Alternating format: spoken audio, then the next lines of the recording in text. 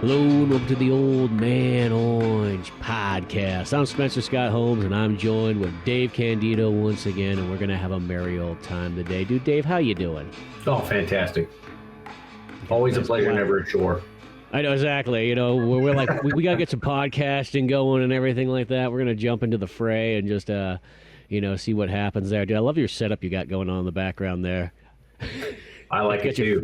You got your Master Chief collection there, all the Halo figures and whatnot. Yep. Got my Master Chief, my Star Wars that's divided into subgroups, and I've got all my albums over here, and it's a mess. It's an organized mess, but I love it.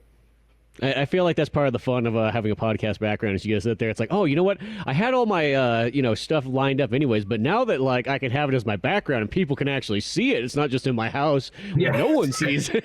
Now it serves the purpose.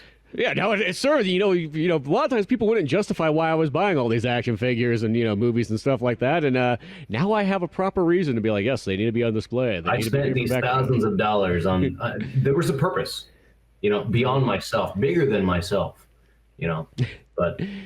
It's kind of funny because it's like, you go into the toy store sections in Walmart and like Target and all that stuff nowadays, and clearly you can tell that like half the stuff in there is not made for kids. It's just literally it's literally adult only action figures. Yeah, exactly. Like, I've been finding these. They have these Sega ones that they've been putting out, and at first I found one. It was Streets of Rage, and it was Axel. And I was flipping through. I was like, oh, is there any of the other ones? And on the back it doesn't show anything. I'm like. Well, I'm like, this is just cool in itself. I mean, that's already kind of a bizarre one, and it's like $10. I'm like, yeah, I'll take one of those. And I went back and I found they had an Altered Beast one in there too. And that's a perfect example of like, who the hell? Let's be honest, what kid is like, what I'm really excited for is this Altered Beast thing. I mean, that game's kind of one of those games that it's a little archaic, but if you were there back in the day, it's something kind of special. And just the fact that they're making these action figures, I'm like, this is cool, And then I've seen some other people pop some of those up online of just these different ones that they kind of have out that I still haven't seen. There's like the kangaroo character from Streets of Rage 3 and whatnot. It's like just when you kind of get to that point where you're like, okay, maybe, because there's always those points in life where I'm like, okay, maybe I gotta put a little pump the brakes on buying action figures. Funny. You're like, who even remembers this to make it an action figure? Like. Yeah. And then here we are buying stuff like this, but because every once in a while I get that point where I'm like, I gotta pump the brakes on buying some action figures. I just feel like there comes a point where it's like, it's not that I don't mind buying them, it's just I'm running out of space. Now they just start to be stacked up like. Yeah. And for me, I had a ton of toys as a kid. I had a ton of figures, like random, just like bits and pieces of everything here and there. And eventually, for whatever reason, I got rid of all of it. I don't regret getting rid of a lot of the figures I had because they were kind of hand-me-downs from like thrift stores and stuff. And it's like, I didn't really have much invested. The only things I really regret getting rid of, and my cat here, he's probably going to say Trooper there. Yeah, there he goes. old cat butt crossing the screen. Yeah, exactly. The only toys I legitimately regret getting rid of is because my ex-wife, that was back in like 2009, 2010, she didn't like the fact that I had a ton of Legos, and was like, what do you have all these for? Like, this is for kids, like this just takes up space. Like, it's a pain in the butt, I'm like, you know what, fine. And, of course, whoosh. I'm like, okay, I'll get rid of it. Sure, I'll get rid of it. And I had all of my Legos was very specific. I didn't really care much about most of the Lego like sub brands. I was all about the Star Wars Legos, and I had I had like 20 sets. I had the original Millennium Falcon. I had the original Sandcrawler, the original AT-AT. The first, there was two at the time, like when we were like 9, 10, 11 years old. There was Mos Espa Pod Race, and then there was another one. I think it might have been like Mos Eisley or whatever. It was just basically the pod races they didn't make initially. Like a year later, they came out with. I had the first one. I had Cloud City.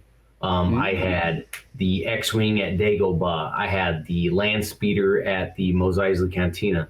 I just had so many of them. And in 2010, I gave them all to this kid. I'm like, I asked his mom, "Does your kid like?" She cut my hair. She was my hairdresser. I said, "Does your kid like Legos?" She's like, "Yeah." I'm like, "Does he like Star Wars?" She goes, "Yeah." I said, "Do you think you'd want some Legos?" She goes, "Yes." I'm like, Okay, well there it is. Well, I didn't think anything of it at the time. Can I at least get haircuts for life? Yeah, exactly. Right. That's. I should have been like, like. Well, I don't have much hair anymore, but anyway, yeah. I would have. I'd still be getting haircuts for the next 20 years because I looked up last year the price of an unopened. No, it was an open Cloud City on eBay. Was it selling? I don't know, but the listing price was $11,000, and I was like, "What? Oh my god!"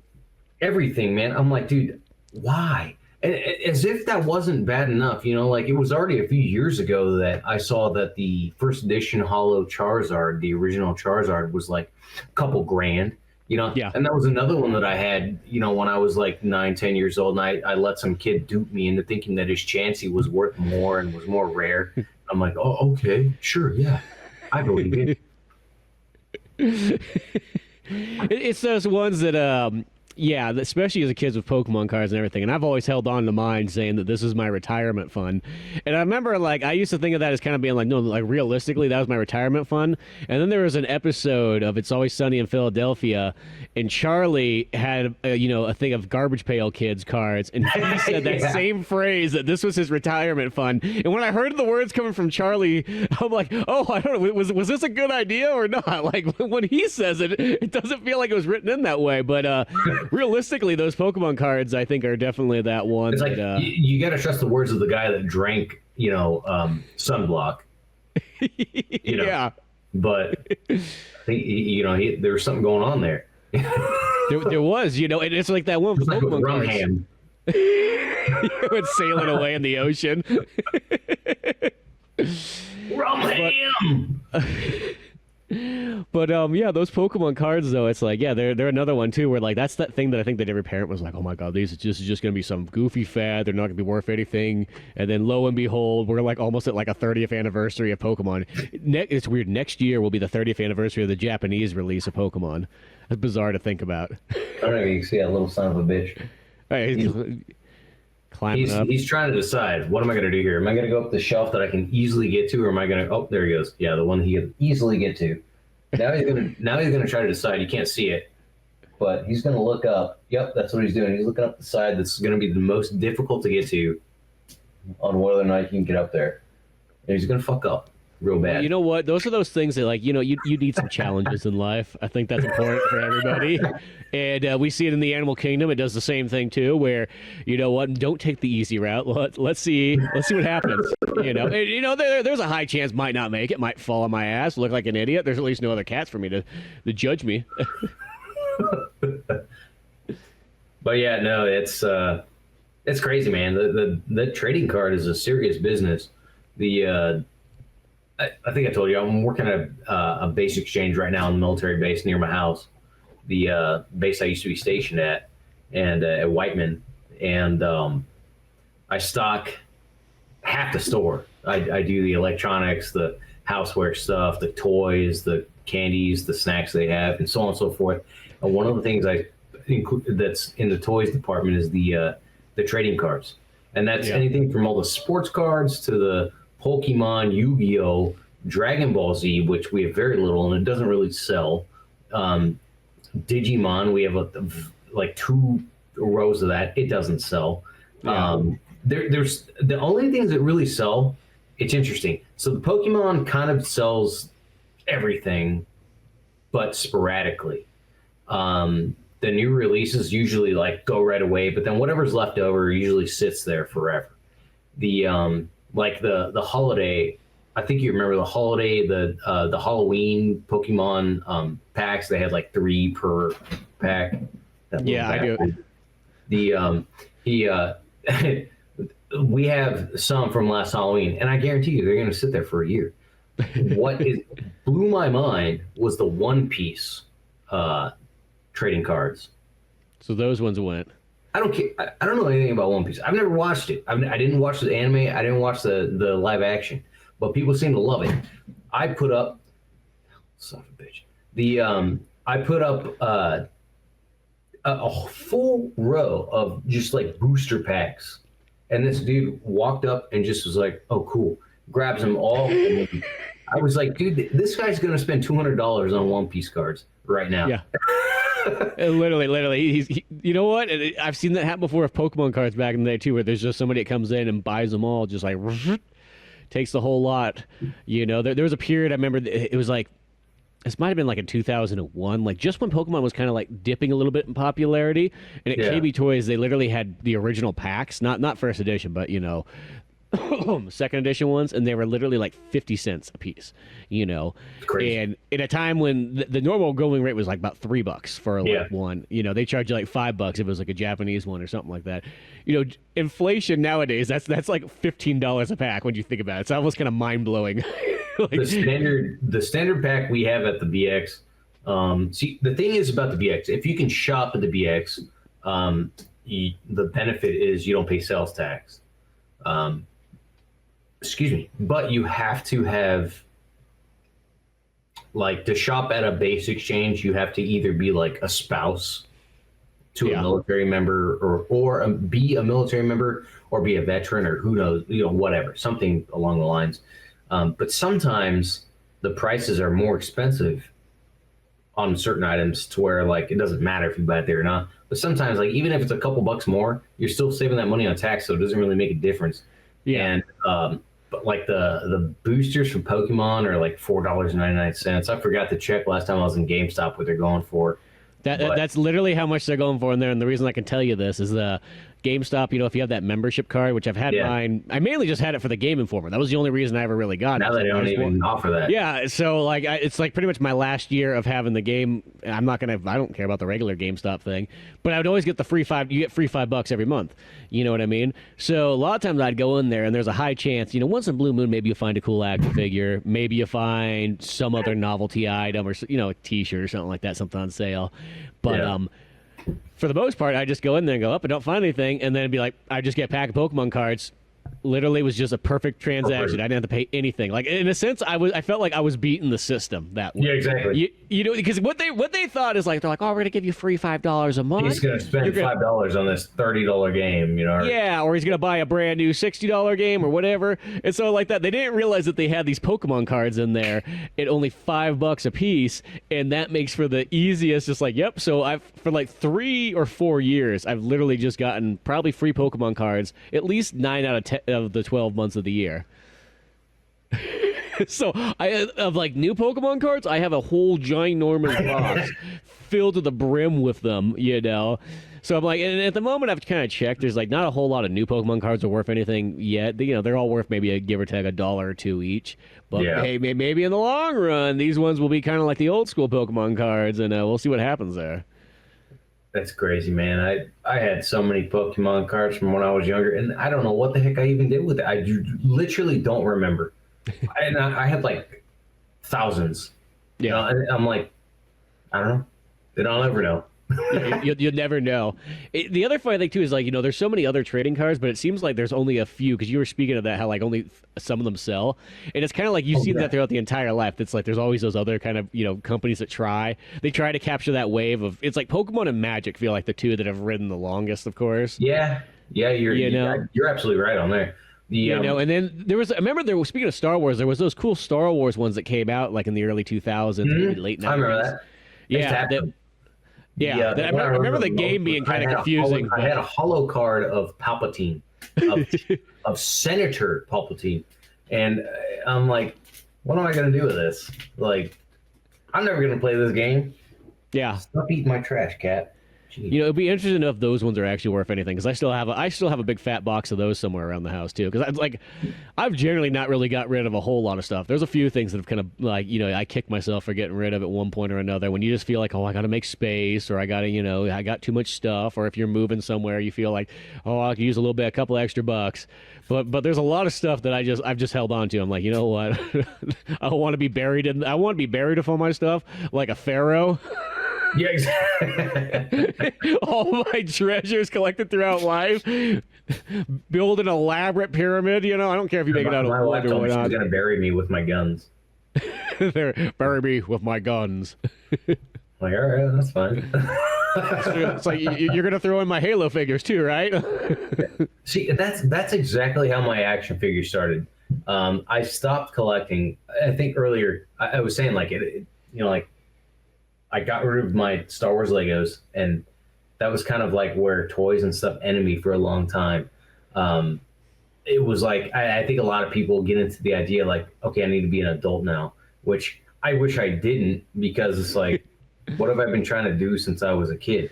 Make money to buy the shit I wanted, and my interests and stuff have never changed. So why did I get rid of the crap that I liked? I don't know. But the back in 2021, I went to Walmart in Sonora, and I saw a Master Chief in the toy section. I wasn't looking for it, but I saw it and I was like, this is pretty cool. I'm gonna buy this because I love Master Chief. Halo is probably my, like, with all its flaws and whatever, all the controversies, Halo's got to be my favorite first-person shooter. That's actually the game that got me into first-person shooters. Yeah. And so I'm like, this is awesome. I'm picking it up. And I told myself, I'm like, I don't even want any other ones. The Master Chief is cool. And then, of course, here I am, like 40 Spartans later, like here it is. I've got the entire Noble team. I'm one Spartan away from blue team and one Spartan away from red team. And it's like the pain in the butt with the newest figures I have is Jazzwares, the company, is such a piece of crap, man. They're just they're so, you can't count on them to like give any updates or whatever. It's just they just randomly show up and shelves or whatever. Like, I was following the company on Reddit and other websites to see like when are they releasing this Gen 8 of Spartan collection, and whatever, and like no news, and like the next day I'm in GameStop in one of the nearby cities, and I happen to see like these new Spartan figures. I'm like, what the fuck? Yeah, where were these? What? There was no announcement, and so, oh yeah, we just here you go. I'm like, okay, surprise. And not only that, but it's like there were certain waves of the collection that you could pre-order at GameStop, but then like the next one they're like, yeah, we don't know. I'm like, it's like, what? You're not helping. Yeah. One of those goofy things like that. Oh, jeez. I don't know. But yeah, I mean, like, so my one Master Chief figure got me down the rabbit hole of I want all the Spartans, and then it was like, I think it'd be cool if like Spartans had a showdown with like the Stormtrooper and Clone Troopers from Star Wars. And in my mind, I'm like, yeah, it'd be no contest. The Spartans would fucking wipe everyone out. But but it was still like, but it's still really cool. So then I had my Clone Trooper shelf, my Stormtrooper shelf, but then my Stormtrooper shelf became Stormtrooper plus other Empire. So I've got Palpatine and Darth Vader and Thrawn and some Imperial Guards up there, and then my I got a droid shelf. And I'm not a big Rebel fan because I think the Rebels are kind of assholes, like they it's like, what were they really offering? Nothing. They just, were a bunch of, whiny babies. And then that's I hate to sort of say it, if you probably live in an Empire-controlled zone, everything's probably great. Probably got great internet service, you know what I mean? Things are actually delivered on time. You know what I mean? They clean the streets. You don't get that with the Rebels, no. Exactly. No, they're just about their freedom. Like, come on, give me a break. Freedom for what? Yeah. You live on the outskirts of like society anyways, like, you know what I mean? Blue milk and your lack of water, Yeah.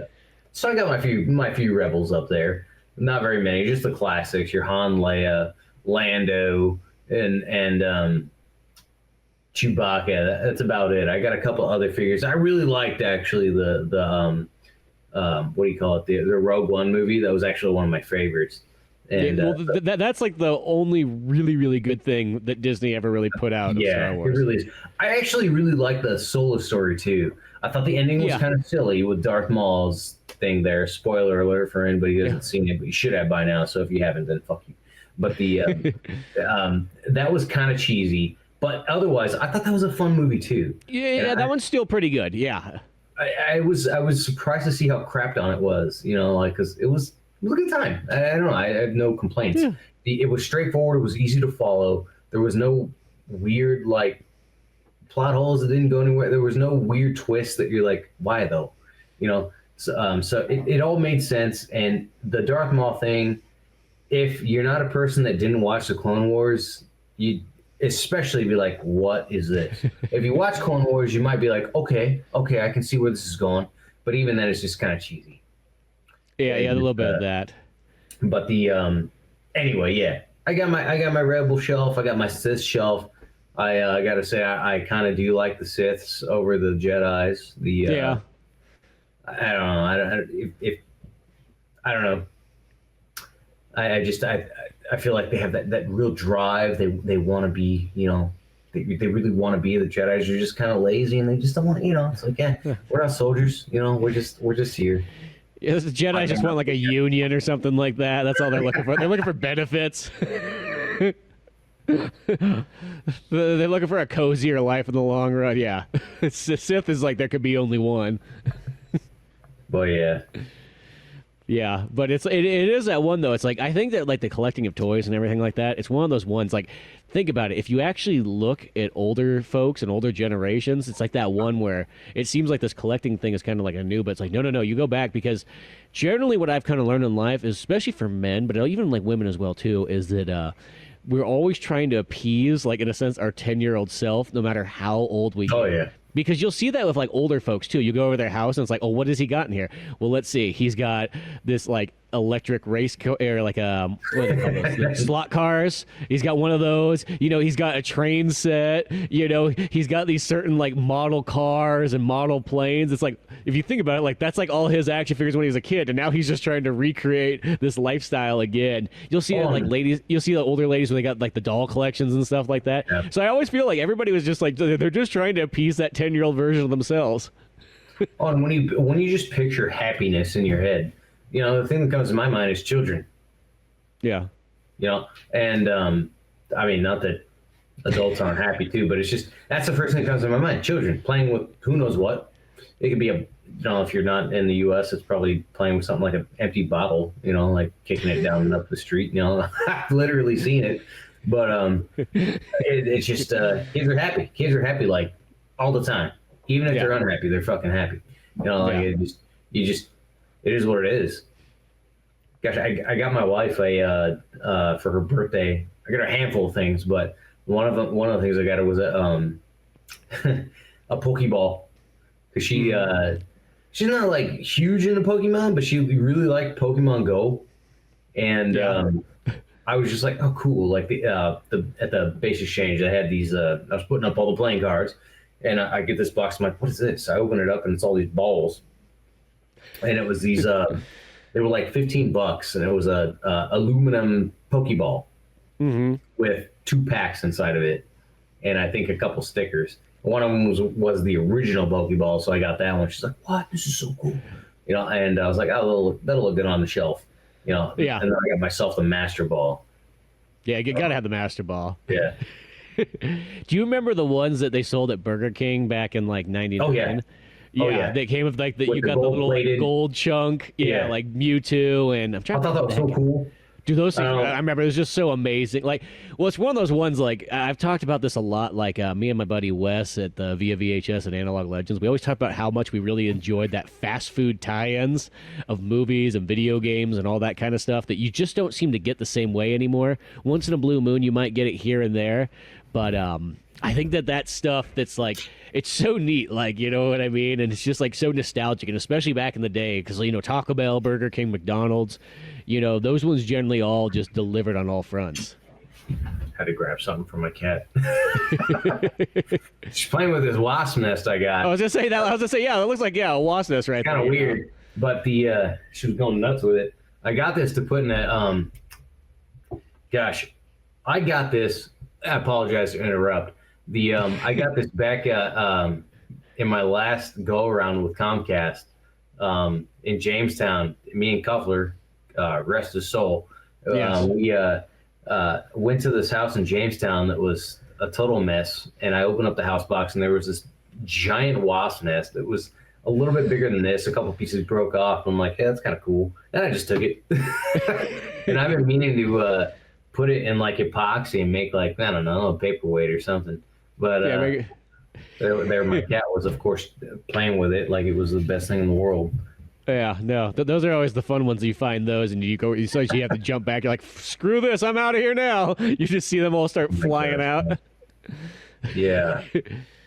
I actually, believe it or not, I just applied to work at Spectrum for as a cable tech. Just keep going back to cable. It's hard, man. When you know you can do something and the pay is better than what you're currently doing, you're like,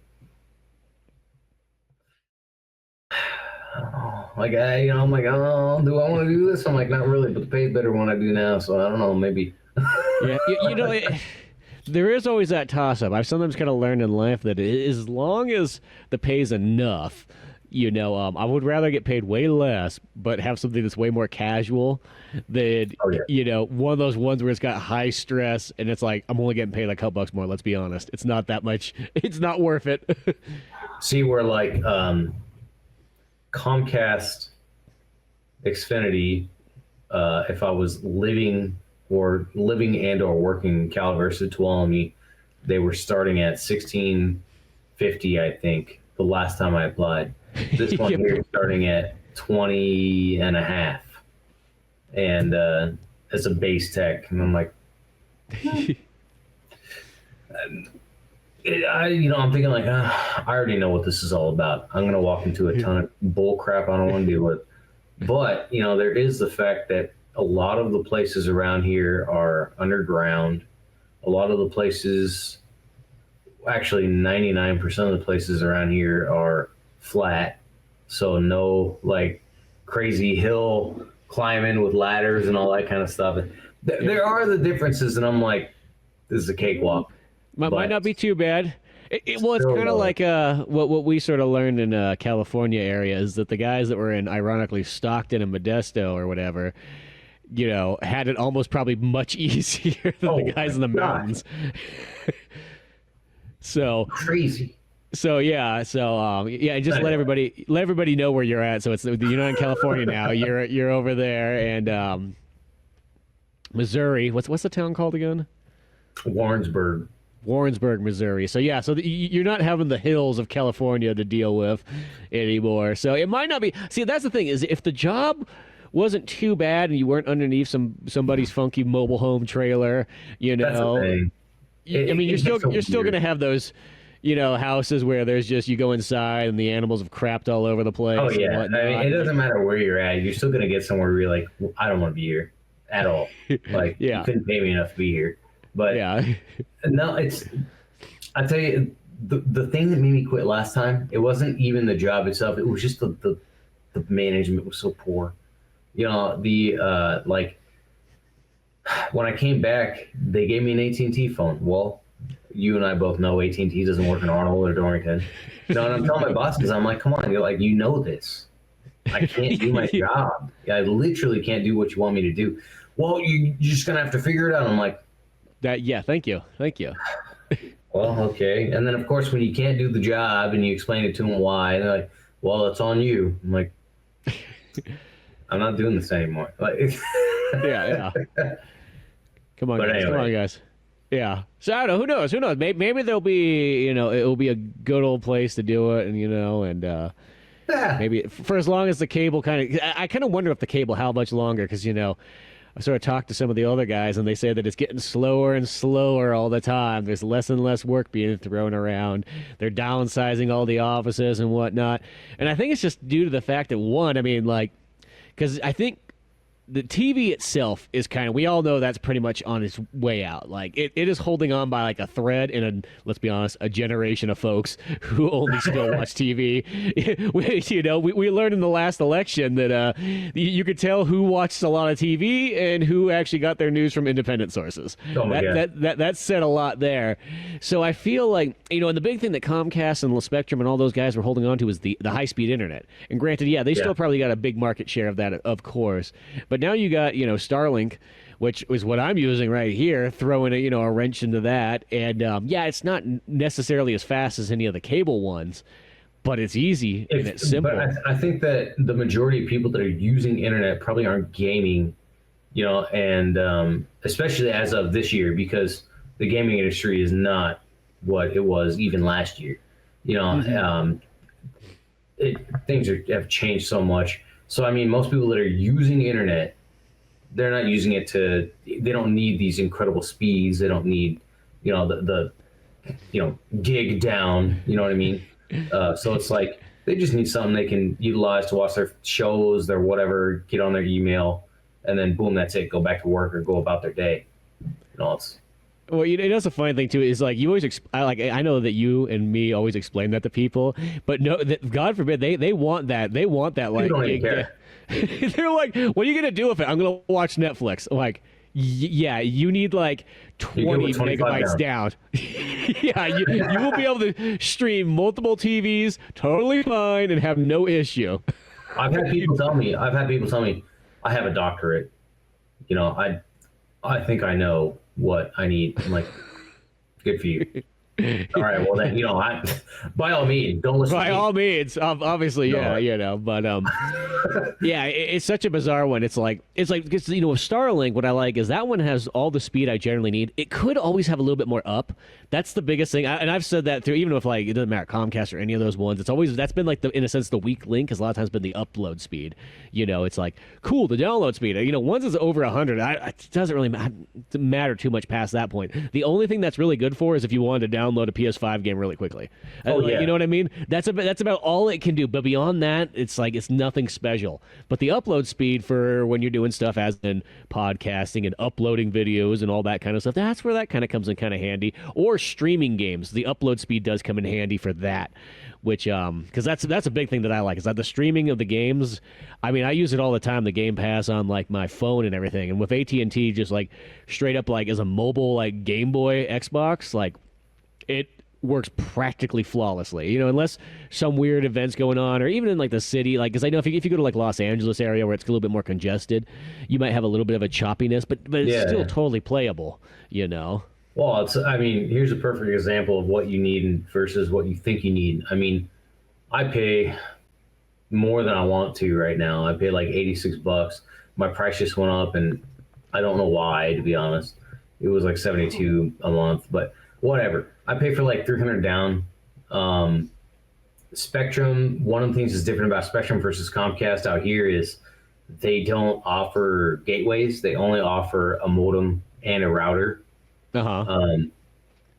I asked about them, like, why don't you just have gateways? I mean, Comcast does. They're like, oh, there's just too many problems with them. I'm like, oh, well, whatever. I'm not okay. Well, sure. Spectrum. That's the South Park company that like, oh yeah, exactly. So if that tells you anything, again, how about your problems? But yeah, the I get like 300 down wirelessly, and it's like at that point, what's there to complain about? Nothing. Like literally. And she, my wife was downloading. She loves The Sims. She's played The Sims forever. And she asked me the other day, she's like, can I use your computer to put Sims 4 on? I'm like, I don't give a crap. Like, go ahead. And so she does.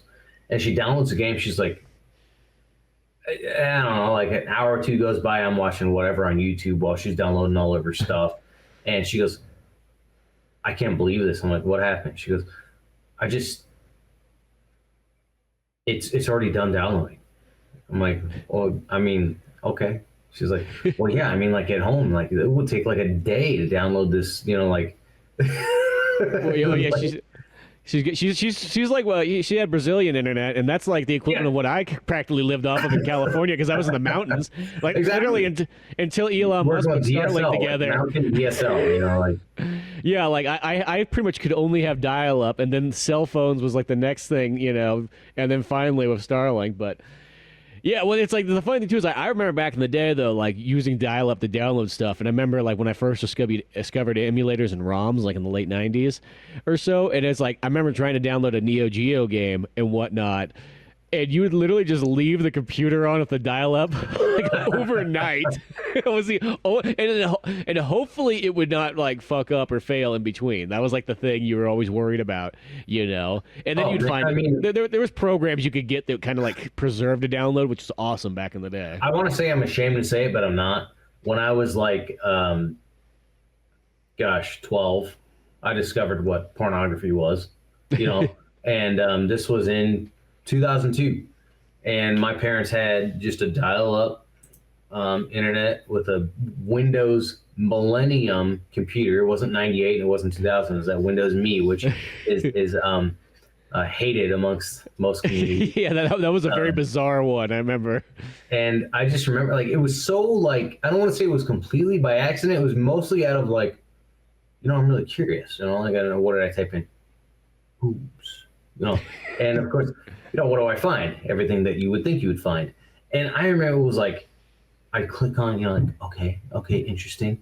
I click on something and it's like a download, like 98% remaining, 3 hours to go. I'm like, what did I just do? And I'm thinking, I'm gonna get my ass chewed out. I'm gonna get in trouble. But it's like now it's like you just click and boom, it's done. Yeah, it's there faster than you could think. 2-hour movie. Meanwhile, back then it was like an introduction, like a trailer, a 30-second trailer. And you're like, I got 3 hours. But, or I remember like you download those like Shockwave trailers or whatnot, and they would come, or you get those anime stuff from like Japan and whatnot. You get like these like 30-second clips of like, oh, here's Dragon Ball GT. Back when this was like really rare, and then like some dude's like just watching that. He's just putting his own captions in there and so on. So you think that's the real translation, and Goku's just standing there like, "Fuck!" It's like that's what they say in Japan. Like, lo and behold, people are just lying to you. It's funny. Yeah, it's funny you say. I was just watching Dragon Ball GT. Have you watched the new Dragon Ball at all? The Dragon Ball Daima? I haven't yet. I don't know. Sometimes it's like 6 episodes in, nothing's happened. Yeah, it's sometimes the older in the last, just like, it seems weird, but almost like only like a year or so, I've just kind of come to this realization that like I don't need to keep up on just everything. It's not, I hate to sort of say it, like we're literally at that point in life where you're like, you know what, we're about halfway through life. Realistically, that might just to rewatch all the stuff I already like. It might be all over. You know what I mean? Like that might be all the time I have left is just to play all the games and watch all the movies and TV shows that I liked from back in the day one more time, and then we're done. That's kind of what I've been trying to do. I started rewatching a handful of different animes and shows and stuff because it's one of those things where I remember really enjoying it younger, and I'm like, I'd like to revisit that and see if I still enjoy it, see if I still like it. And the Dragon Ball, I grew up with Z, and then later on I started watching Dragon Ball, but I never finished the whole thing.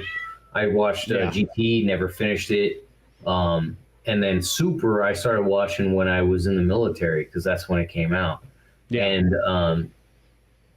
I was so like underwhelmed. I didn't really care for the art, and I'm a loyal fan though, so like I'll still watch it. I like it, but I was just like, man. And the amount of flack that I remember over the years that GT got, I never really understood why. I understand some people are like, oh, it's not canon, whatever. As an anime, technically it is canon. As a manga, it's not because it wasn't a manga. Well, it wasn't Akira Toriyama who did it. Yeah. That's the only difference, but I still...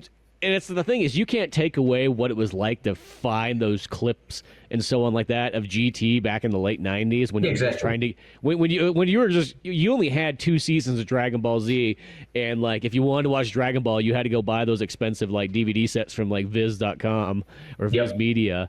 So like it wasn't just the easiest way to get it. So GT just had like a very legendary feel, like, oh man, like you were trying to piece together what this was, and I think that's the thing is like. There's certain people, it's like, okay, once GT's kind of out and whatever, it's like, maybe it's just in the background. But to me, it always had that very magical thing. And I always think that the Super Saiyan 4 in GT, that looks way cooler than the Super, like, the Dragon Ball Super's, like, weird, like, blue hair color stuff and so on. That's the thing that was one of the things about Super I didn't really care for is that it seemed like their solution to everything was just another transformation. Or like you watch, a lot of people that defended Super were saying that it went back to Dragon Ball's roots. It wasn't as serious and this and that. But part of Dragon Ball was not just transformations because Goku had no transformations. It was about discovering new tact, like new strategy, discovering weakness, discovering different things. It was different, man. Like every character, every enemy had its purpose and its own weakness and the way of everyone going about it. Or even just the super different and silly resolutions to problems, like Oolong wishing for a pair of panties so that Pilaf wouldn't, the world's most comfortable pair of panties instead of peel off and getting immortality. Whereas Super is just, I transformed again. Like here it is. Yeah. Yeah, it's one of those ones it's like Super. I've watched all the movies. Lazy. Yeah, like the movies, and I like the movies. I think as far as that, and I think it was like Dunigan told me or something like that. He was all like, "Well, here's the thing: is like the movies kind of just sum up a lot of the stuff that the show takes a lot longer to explain." So I'm like, well, that seems kind of cool. So I've watched all those, and I have enjoyed them, especially being able to see them in theaters. I remember like that one of the last Bardock ones when it was in cinemas, like. That was a real magical moment. It's just like not only did that one look cool on screen, but the fact that like they actually had Dragon Ball Z came out as a theatrical release, had bigger turnouts than almost most movies that come out anymore. Oh yeah. Because sadly, and they need to start doing more of that kind of stuff. Because sadly, there was a Bardock movie. Oh, not Bardock. I mean, let me go Brawley? back to that. Brawley. Yeah, I don't know why I said Bardock. I know there was that Bardock section in Super, but no, the Brawley one. It was like what 2 movies ago, I guess by now. I think so. Yeah, it was because you and I saw that. That's right. Superhero. We saw that. Yeah. Oh yeah, we saw that. That's the one that has the slight CG kind of style It instead. was like 3D and stuff, and It doesn't look as good, but it's cool that they gave Piccolo a starring role. That's what I like most about that one.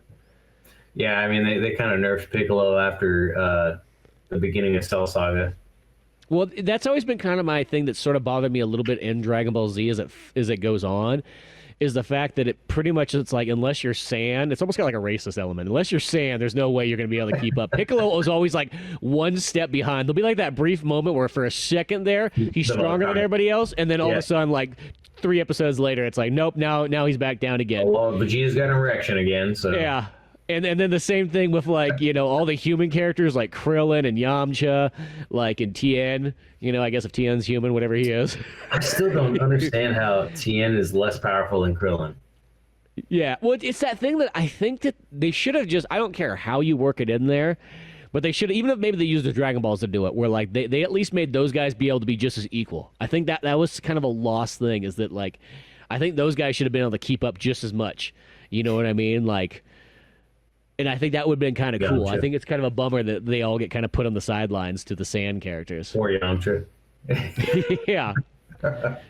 Because it's really like my favorite parts of. There's 2 sections of Dragon Ball as a whole that is like my all-time favorite. And I don't remember. I like it all, but like that very first season of Dragon Ball, the original one. Love that one. That's so good.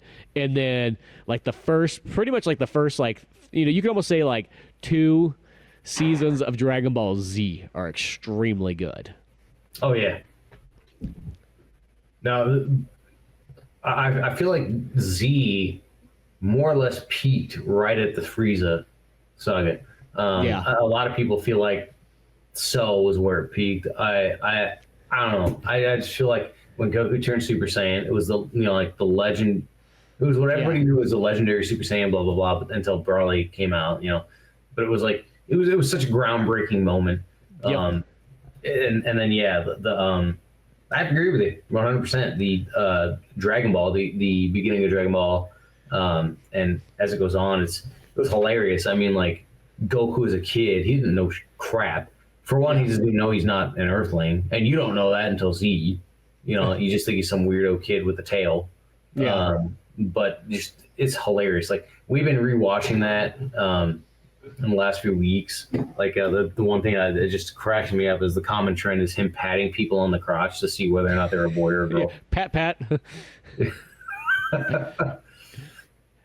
It's pretty damn hilarious. But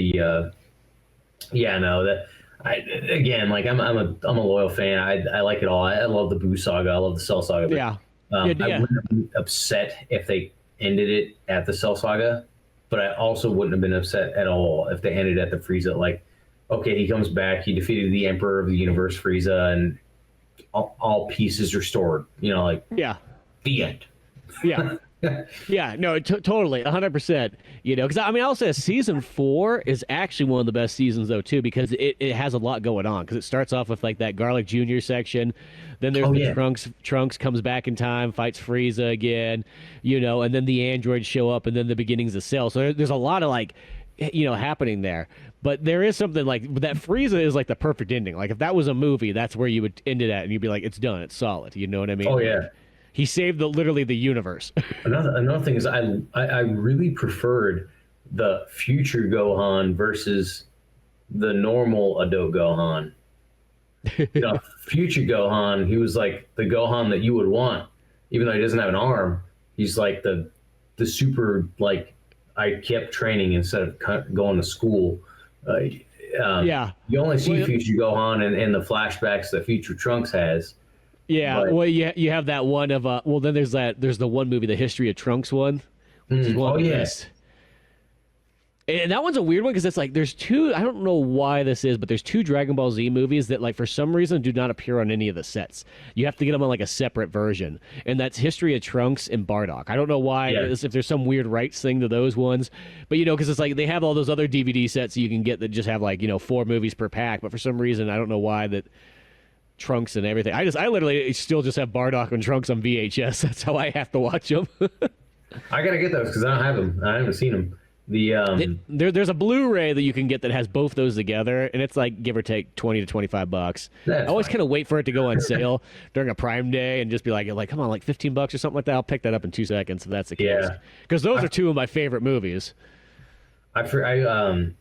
Do you have the box set with the ones that we were talking about, Fusion Reborn and Wrath of the Dragon? Yes, because I completed pretty much my old school Dragon Ball Z, disincluding Super. I got all the Dragon Ball seasons, GT, Z, and then I got all those movie packs, including the Dragon Ball ones. So I accidentally bought another set. I thought I didn't have it. I hate to say I've done that many times with DVDs by this point. Who am I going to give this to? You know what the worst part is? Is like you buy it, you watch it, you still have not realized you own it yet. And then you don't know it till you go to put it away on your shelf. And when you go to put it away on your shelf, you see that exact same movie sitting there. And you go, oh, well. Like, let me just take this one out and I'll put this one here and then I'll just put this one in. But yeah, I've done that a few times too. So, but yeah, the Bardock set would be kind of Bardock and History of Trunks one would be. It'd be nice to have that on the Blu-ray or whatnot. Yeah. They still do that thing, I think, where they kind of jack some of those movies up. Like, it bothers me that they do that thing when they keep putting those Dragon Ball Z stuff in widescreen, so they crop them. Like, oh yeah. I don't know why they don't just keep it in full screen. Like, it's like it wasn't made that way. You know what I mean? Like, does it really make a difference? No. No. Yeah. It's not the worst, but it's like those weird like aesthetic things that kind of bother me. It was kind of like even as a kid, it would kind of bother me. It's like, oh, you're watching the full screen version of Star Wars, like it looks weird. It's better. You can just get the widescreen edition. You know what I mean? Yeah. You're literally getting twice as much picture. I know it looks like less because you're looking at it now. You're looking at your TV's half the size. Did you watch the Fusion Reborn? No, not yet. I actually have not seen those last like movies ones. I bought that set a while back, but I have never actually watched those final movies. It's pretty cool. Wrath of the Dragon I haven't seen yet though, and I haven't, so I need to watch it. But yeah, there's a few. I have movies of them I still haven't seen. I have Super Android 13. I haven't seen that. I have Brawley Second Coming and Bio Brawley. I haven't seen those, and then I haven't seen. There's Trooper. The what do you call it? Lord Slug. I haven't seen that one either. But I think Lord Slug. I have seen that one because I had that one on VHS. I want to say back in the day. It's like the first like 6 of them. I was like I saw, and then like the second half of them are all the ones that like there's some of them I just haven't seen. And as I said, I've been doing that thing in the last couple of years, where I've been trying to buy like just like especially when like they have like some kind of sale, especially like one of those Prime ones. Sometimes I'll come across, and I've just been buying all generally like the old cartoons and series. Yeah. And I'm like, you know what? I'd like to have this. And like things like Dragon Ball, I wanted to get all those, so I did that. I did the same thing about the Sailor Moon set. Of course, I got I've got Cowboy Bebop on Blu-ray. I've got Samurai Champloo. See, I love the animes. They're only like 24 episodes. That's the best. That's the best length because they're never drug on. They don't, because too many times. Have you seen Big O? Yes, that's a great one too. That was one of those ones I remember. Yeah, all those like very early Adult Swim ones. Those are really well made ones. Because that's the thing is like I notice this that when it comes down to, I'll say this, even when it comes down to reading mangas / watching some of those long run series, I think for the most part there's so many of them that, here's the thing, they're great for like the first like book to about 3 books or so, and that being seasons maybe 1, sometimes 2. And then you can kind of just tell, and I think it's just the way that, mangas are just so like fast paced and like keep it coming. They get to a point where they're like, well, I'm going to be doing this job for a while, so what are we doing? We'll just have the characters fight for the next like 2 years. Like, yeah. At least I know what I'm drawing. And like that happens with so many of them. Genki Dama. Yeah, they'll start off and they'll be great for the first beginning part, and like the story's really well fleshed out. You can tell they've been thinking about this for a long time, but then it gets to a point where it's just like they just have to put content out there, and so they just start to lose. A lot of times they lose the adventure aspect, and it just goes to what's simple. It's kind of like, I don't know if have you ever watched Baki before or read those? No. So Baki's just it's great. It's literally just like I mean, it is a lot of fighting in it, but it's like a dude who's pretty much just like this master martial artist, and then it's got these kind of dude that kind of looks like Bruce Lee. I mean, he's just kind of a basic looking dude, but he's huge, and he's like a teenage boy that's really jacked, but they make him kind of pretty and almost like weirdly kind of like the covers like on the mangas are all kind of almost like, it looks like you're getting into some other kind of like boy fantasy thing. I think I know what you're talking about. I think I just have only seen clips of it like on YouTube. Is it old? There's an old the original series is from the late 90s, and then there's a kind of a newer series, and they put them on Netflix like maybe 10 years ago, maybe less than that even, and they've kind of put more and more, and so it's pretty much just like an MMA extreme show, or just, underground fights and so on like that. Just, bare knuckle, brawling, kind of Street Fighter like. But the show initially starts off as it's like an adventure show is really what it is. And it's kind of just like Street Fighter, where he's going around, he's training all over kind of different places. It's really good. But then it gets to a point about like halfway into it, if not that, and it's just literally like the rest of the show is just one long tournament. That's like all it is. No, I haven't seen that one. It's still really good, and the books are great, too. I remember there was a period where they were on, like, I think Comixology Unlimited, and so I read all of them. Like, they're like 32 novels. Like, yep, I'll go through all these ones here. Or mangas, but yeah, that's a perfect example, is like where, like, it starts off, and I'm not saying it's not bad when it gets to, like, the, like, continuous fighting, but it's like, I like the adventure aspect, I think, is what sells me more on those stories. Is that kind of like the journey, and I think that's why that first season of Dragon Ball always stands out so much to me, because every single episode's there's somewhere new. You don't get stuck, because even Dragon Ball itself actually gets kind of stuck in that same trap too, because by about season 2, 3, 4, and 5, they're literally just the Tenkaichi Budokai tournaments. That's pretty much all that they are. It's just, who's Goku fighting this time? He's fighting Tien, he's fighting Piccolo, that's literally what they become, and it's not saying they're not still interesting, but Have you played the new Sparking Zero? Not yet. I still wanted to, put that on the list to check out. I wasn't going to buy it, and I kept telling myself I'm not going to buy it right now, but then I bought it. I wanted it so bad. I was playing Kakarot, the game Kakarot. Yeah. But I got to say, I thought that game was boring.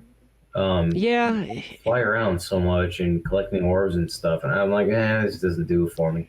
I did that too. I gave it the old college try. I probably put a couple hours into it, and open world's a tough one for me. It's like there's only a few companies that I trust of open world, and it's pretty much Rockstar and GTA being kind of like they do it right, but a lot of other people, I hate to sort of say it, it just feels like a whole lot of filler, in between. That reminds me, I have Red Dead Redemption that I started playing and I completely forgot about. Which one, the first or second? The second one. That game, I never played the first one. You're missing out there. There was a time period there that was a magical moment. Oh my gosh! Well, so I thought so, but then I realized I read that the second one's a prequel to the first one. So it actually might be kind of in your best interest to go the other way around and play. That's kind of what I thought. Well, holy crap! Here I am thinking, it's going to be just like GTA 5, but as a Western. That game ain't nothing like GTA 5, and there's no cars in it whatsoever. No cars, and sometimes it takes you forever. Sometimes it takes you forever to get from point A to B. I'm like, why is this way? Yeah, I'll say this, that was one of the biggest things that bothered me, and it actually So I stopped playing it. Oh, okay. As I say, because like in the first one, you had fast travel. You literally could just make a campsite, and then you could travel to like whatever towns you needed. So it made the game a lot, manageable time wise. Because the first one only takes a little over 30 hours to do everything in it, pretty much. This one will take you like 75 hours, and that's not probably to do everything. That's just to do all the missions. I was like, dude, I liked it. I thought it was super cool. I thought the graphics were great. I thought the story was cool. I thought the gameplay was great. I thought it was very interesting, a fresh take. Because, like I said, I never played the first one. I'm like, dude, this is super cool. But then, I'm like, my thumb's like this, like forward on the control for, 45 minutes, and I'm like, yeah. I'm gonna play something else. Like this is kind of boring. That's the only thing is like it's almost, and there's a lot of people I know that put the game down because of that. Like it was just like, you know what, and that's why I remember when that game got like 10 I owned it. Yeah, it's worth it if you go through the whole way. I think the experience is, it's one of those games where it's like it's hard to be like, I can't imagine ever playing that over again, because it's not like it's any longer than the first one. It's just because of how slow the travel is, because they're trying to make it really realistic, And I mean, there's like a half-assed fast travel. Like obviously, if you come across like a stagecoach, or if you're at camp, you can kind of do it, but that saves you a little bit of time, but not a whole lot, So, yeah, as I said, keep going with that one. But yeah, if you ever get the chance, that the previous one, it's a lot faster. Yeah. But yeah, the otherwise, yeah, the Kakarot I have. If I want to go back to it, I can. But it bored me. And then but the Sparking Zero, I read about the flack that it received, and a lot of the stuff that people had to complain about, I didn't care. As far as just a fighting game, I think it's pretty fun. I will say that I played the first Dragon Ball game I ever got was Budokai, the first Budokai, and I thought the game was so fun. And I love that game. It was like everything I wanted, in a Dragon Ball Z fighting game. It stopped after Cell, but still, I was like, this is fun. Yeah. And then 2 and 3 came out, and I thought they were super cool and very innovative. But I really missed how I don't want to say two-dimensional, but I thought it was cool how in 2 and 3 you fly up in the air, you can go around in different landscapes while you're fighting. But I don't know. When I think of a fighting game, I think of just right there on the screen. You know what I mean? Yeah. That's one thing I was kind of hoping for with the Sparking Zero, but it's just like the Budokai 2 and 3, which is fine. It's still pretty fun. Yeah. So it's still like, it's not like because then there was the Tenkaichi games, which that was Budokai 2 and 3 were Budokai 2 Tenkaichi, and then Budokai 3 Tenkaichi whatever. Well, because Budokai 3 was still in that same style as Budokai 1, where it was still like in a sense, it's 3D graphics, but it's 2D gameplay. The Tenkaichi series was the one where it turned it into a 3D, kind of like 360 up and down. I'm pretty sure it was. I'm pretty sure the 2 and 3, even though they were Budokai, they added that Tenkaichi name to it. But I could be wrong. I think I think that they added that too, because it's almost like there's Budokai 1, 2, 3, and then there's Tenkaichi. There's 3 of those, and I think they almost put the Budokai name in there eventually or whatnot. I don't know. It's been a long time. Did you play Fighter Z out of curiosity? Fighter Z I did have. I left it with my wife's sister in Brazil. But that was much more like that's a 2D style. It was interesting. I liked the gameplay when you're fighting. It was still kind of different because it was kind of like there was an RPG kind of element outside of the fighting where you're going around in different places and choosing who to fight. And it was kind of weird to me because there wasn't much of an explanation. You just go, and you just fight. It was different, but I'd like to give that one a try again. That one was fun to play, but I felt like the story was kind of a little bit, comparatively to a Budokai game, was kind of lackluster. Like, I didn't know what was going on. and I mean, I know that you guys, it's like that thing. It's like, how many times can they tell the Dragon Ball Z story over again in a video game? And it's just like, sometimes just do it again. I don't care. Yeah. You know, because the ones that I really didn't like was those Xenoverse games. I thought they were just. Oh yeah, those are kind of bizarre ones. There was one that I had on 360. I can't remember what the heck it, but it was kind of in a 2D style fighting game. That I remember that one I got pretty hardcore back, because I think that was like that game came out right when they started selling the DVDs again. Because when they sold the DVDs of Dragon Ball Z, that was when I got like a resurgence coming of like, oh man, I'm gonna go back and really like watch through this all again. And that was probably, you know, let's just say give or take somewhere around 2010. I want to say it was like 2004, maybe 2003, that I had seen a game. It was Dragon Ball Z Ultimate Fighter 22. Oh, yes. For PlayStation. Yep. And I remember buying it because I thought it looked super cool. I'd only seen pictures. I hadn't seen video or anything of it. Yeah. And all I could think of was it's got all the characters that Dragon Ball Z Budokai didn't have. You know, I had the Buu Saga and so on and so forth. I'm like, that looks so cool. So I buy it, and little did I know it was basically just a port of like an older game. You know, that I don't know what system it was for originally, but holy crap, that game was so slow. Well, I think that game's literally like 1996 Sega Saturn and PS1. It was so slow. And here I'm playing on my PS2. Like, I select my character, and back then, of course, like most of the kids growing up in the U.S., you probably grew up watching Dragon Ball on Cartoon Network, in which case it was English dub. So I wasn't. Nowadays, I watch most anime I watch is in Japanese, and I watch with English subtitles. I do a lot of that. It's weird to me to watch animes in English now. But as a kid, that's what I knew. So when I put this game in and I'm hearing all this Japanese and there's no like game explanation or in-game explanation, I'm like, what am I doing? You know, and there's no all the characters are talking super fast in Japanese, but their character movements are super slow, and I'm like, this is one shitty game. But that was the only other than I got that PS3 combo that was like Budokai and Budokai Tenkaichi 3 or something like that. I have that one, yeah. Yeah. Other than those, and the original Budokai, and then now Kakarot and Fighter Z. Okay, so back then, Budokai was the only one I had, so then I tried the Ultimate Fighter 22. I'm like, this is like a step back. This is like 5 steps backward. What the heck's going on here?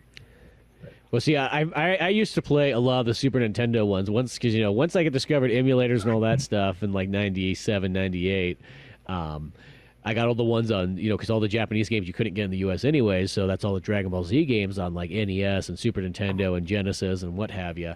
And so I played a lot of those ones, you know, and they are kind of archaic, you know, you could probably say, but I put a lot of time into those. And there was one of those ones that was like a total Dragon Ball Z, kind of like partial RPG. And when I was a kid, I had that kind of determination to play through a game, like an RPG of all things, in full Japanese and actually make my way the entire way through it, which is like kind of mind-blowing when you think about it. Like, oh, yeah. Nowadays I could not. I did the same thing. There was a Tenchi Muyo game that was on Super Nintendo that I thought was fucking awesome. It kind of played somewhat like a Final Fantasy Tactics, if I kind of remember. Interesting. Maybe a little bit. I always liked Tenchi. Yeah, Tenchi's always great too. That was another one of those series. I rewatched those original, because the first one was only like, I almost want to say it's only like 6 to 10 episodes long. It's actually kind of short. The one that was on Cartoon Network way back in the day. There was Cartoon Network had Tenchi Muyo, and then Tenchi in Tokyo, and then Tenchi Universe. I don't know which was the first or the longest or whatever. Yeah, well, it was on Crunchyroll or one of the, maybe it might have been on the previous thing that existed. But I did watch through that not too long ago. And I have thought about just buying those on, because I don't have those on DVD. Because as I said, I'm like, I kind of just want to buy all the shows that like I watched like as a kid. And other than all the anime ones, it's like I also got a lot of like the cartoon stuff. So I got like the entire collection of Johnny Quest. I have Johnny Quest, the '60s show. the 80s version and the 90s one. I love all three of those like a bunch. There's one like movie I'm missing. I think that's the only thing I need. But and then I started buying some of those other ones too. I got like the Space Ghost, like not the Coast to Coast one, even though I do like that a lot too, but the original 60s one. Coast to Coast, man. Coast to Coast is still amazing show and just so good. Ahead of its time. It really was. That show was one of my dad's favorite shows of all time. He would come home at nighttime, like when he got off of work, and he would watch that. He thought that's the greatest thing. I thought it was so freaking good. And I remember that's how, if I'm not wrong, that's was Toonami's first narrator was Moltar. From Space Ghost Coast to Coast. Or just, I guess, Space Ghost. But it's just so hilarious. And I think you can maybe get it on like DVD now, but for the longest time, like you couldn't find it. No, I think because it had weird. Because if you think about it, with all the guests and everything on there, it probably had weird right things for like. Yeah. You have the rights to air it, but you don't have the rights to put it on like video and whatnot. Because who knows? It might be that same thing. Beavis and Butthead has that same problem too. That like if you go to buy the Beavis and Butthead like on DVD, like the official copies, they're missing a lot of the music videos and so on like that because they lost the rights to them. But there is people out there. My cat was beating up my giant Master Chief Funko. Oh gosh, yeah, there he goes for it. But sometimes it's like those ones that like other people will put together sets like unofficial ones, but they'll have all the missing episodes and so on in there too. Yeah. But yeah, I was getting a lot of that stuff. I mean, I got a lot of those old like Thundar the Barbarian. I got that set. I got the Herculoids one. Herculoids, I haven't seen that forever. That's super cool shit. Have you heard of? Did you ever watch Pirates of the Dark Water? That was another one I bought, and I watched through that one again last year. In a sense, around wintertime last year, I watched that entire set again because that show was so good when I was a kid. Shows back then. I'm like, how did this not get more popular? It just I think there's a thing is pirates were not popular for a long time. Like there's almost like a 30 to 40 year kind of gap where like there's very little pirate stuff until Pirates of the Caribbean. Like pirates stopped becoming popular after like the 60s, it seemed like. And in the 70s, 80s, and 90s, there's like a pirate thing here and there, but that was the thing. Is I think pirates was kind of a hard sell for a long time. And then ironically, even though Pirates of the Caribbean came out, nobody else released pirate movies. I always thought that was so weird. You think they would have rode that wave a little bit? Yeah, you would think. Yeah, no, I agree with you. Hold on just one sec. Yeah, you go for it. You get that cat. Yeah, you get the cat who's mom. Oh my god. There you go. Maybe one of my clones. Yeah, exactly. Wild animals. I usually don't want my cats in here because I know that there's so many things in here they're gonna want to screw with. But I was like, you know what, whatever. I just yeah. Then you learn that the cats will be terrorizers and so on. But yeah, as I said, I've just been kind of collecting all kinds of sets and so on like that. I got the Ninja Turtles, like the original series. I got the 2003 one. I got on Blu-ray. I have the X-Men and Spider-Man all before the Disney Plus things ever came out. Yeah. I had those ones. So there's just a lot of them, and I feel like I'm at that point once again where you realistically could just give me all those like in a sense early 2000s and back to like the 1960s. And I could probably live off that TV shows of cartoons for the rest of my life. And it would be more than enough that I'd ever have time to ever even watch through all those again. I was going to buy, I didn't have the money at the time. It might still be there, but at the Walmart in my town, they had a Batman animated movie series or animated movie collection box. It was something like 20 movies or something like that, like 18 movies maybe. And it was all just animated. It's probably all the DCU ones. I think they did a big Batman set for that. Well, they had some older ones. They were like Batman animated series universe. So like the what was Mask it called? of the Phantasm. Yes. They had that one, the Mr. Freeze one. The Mr. Freeze one's really good too. A ton of them that were like super good movies. Yeah. I didn't buy it, of course. But yeah, those are all good ones to have too. Because I mean, that's another one. I got all the Batman ones. I got the Batman Beyond. I even got recently. I bought the Batman, the one from the mid 2000s. And I've only really seen like a couple episodes of. But I always thought like I should sit down and watch this one. And then the Superman, the Justice Leagues, and so on like that. But if it is that one, that's why I feel like when I kind of nowadays, it's like, gosh, how much stuff can you kind of keep up on? Because You once again, I could just go back and watch an old show, and believe me, I'll have a much better time realistically.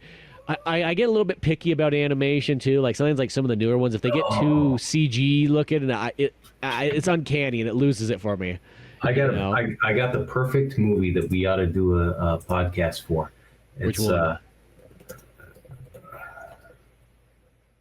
me see. I mean, I'm all down for whatever. I've been trying to find this movie seriously for like probably 10 years, and I couldn't remember what it was called. I had no idea. I don't even know if I ever knew what it was called.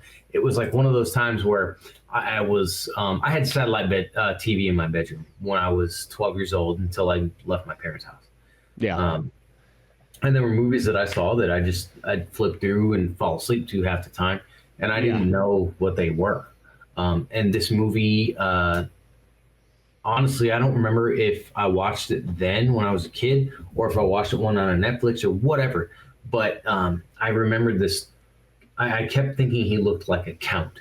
Why did I think that? He looked like the dude from Count Chocolate, the cereal, like or a vampire or something, just some weirdo that looked like he's wearing really old clothes.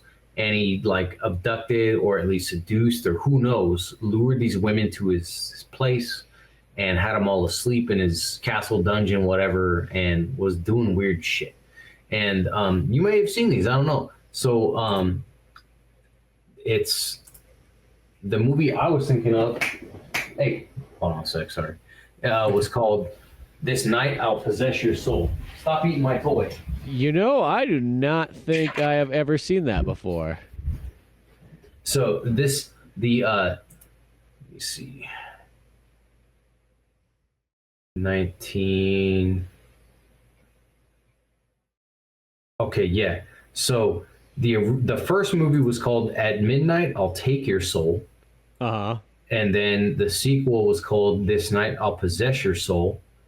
And then after that, way after that, holy crap, way after that, that was in 1967. The third movie came out in 2008. Embodiment of Evil. Wait, so these are 60s movies? Yes. And they're horror movies made in Brazil. And the actor is like a really famous filmmaker and actor, composer, screenwriter, television horror host, blah, blah, blah. His kind of stage name is called Coffin Joe, but his name is Jose Mojica Marins. And I asked my wife, Juliana, my wife, she was saying the other day, like, oh yeah, this guy at the bar came in, because she's bartending full time now. And she said, yeah, this guy came in, he was talking to me about like, oh, you're from Brazil, do you know who this guy is, Coffin Joe? She goes, yeah, I know who Coffin Joe is. Yeah. And I'm asking her, I'm like, well, who's Coffin Joe? Because I don't know. She tells me, I'm like, I wonder if that's this movie that I've been trying to find for the last 15 years. And of course it was. I was like, what? But really campy, B-movie-esque. I think the first one might be black and white. Very, I'll send you a link to it. Yeah, I'm 100% down for checking it out. I don't know if I've ever technically watched a Brazilian movie before. Well, if it's not American, why watch it?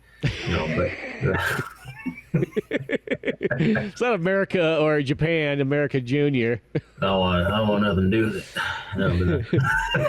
it. But it was I just feel like when I remembered watching it, it was creepy. Now maybe I'd watch it and be like, this is so stupid. But that's one of the great things about watching a B horror movie. That's one of the great things about watching an early low budget movie of any kind, for one. But you add that horror into it, and it's just hilarious because of the crap that you see.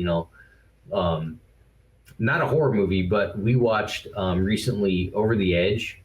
I don't know if you ever seen that. It was Matt Dillon's first movie, I think.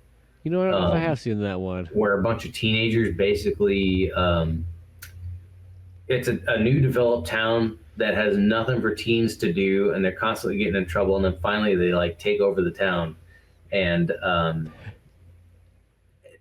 an interesting movie. It's based on Uh-huh. some actual events that happened, like San Francisco in the '70s, I think. Um, Interesting movie, pretty cool. Good, Huh. worth checking out at least once. Um, but um, but yeah, just kind of silly. Good movie, good time. I don't know. Some of the best movies I think came from budgets that were like next to nothing.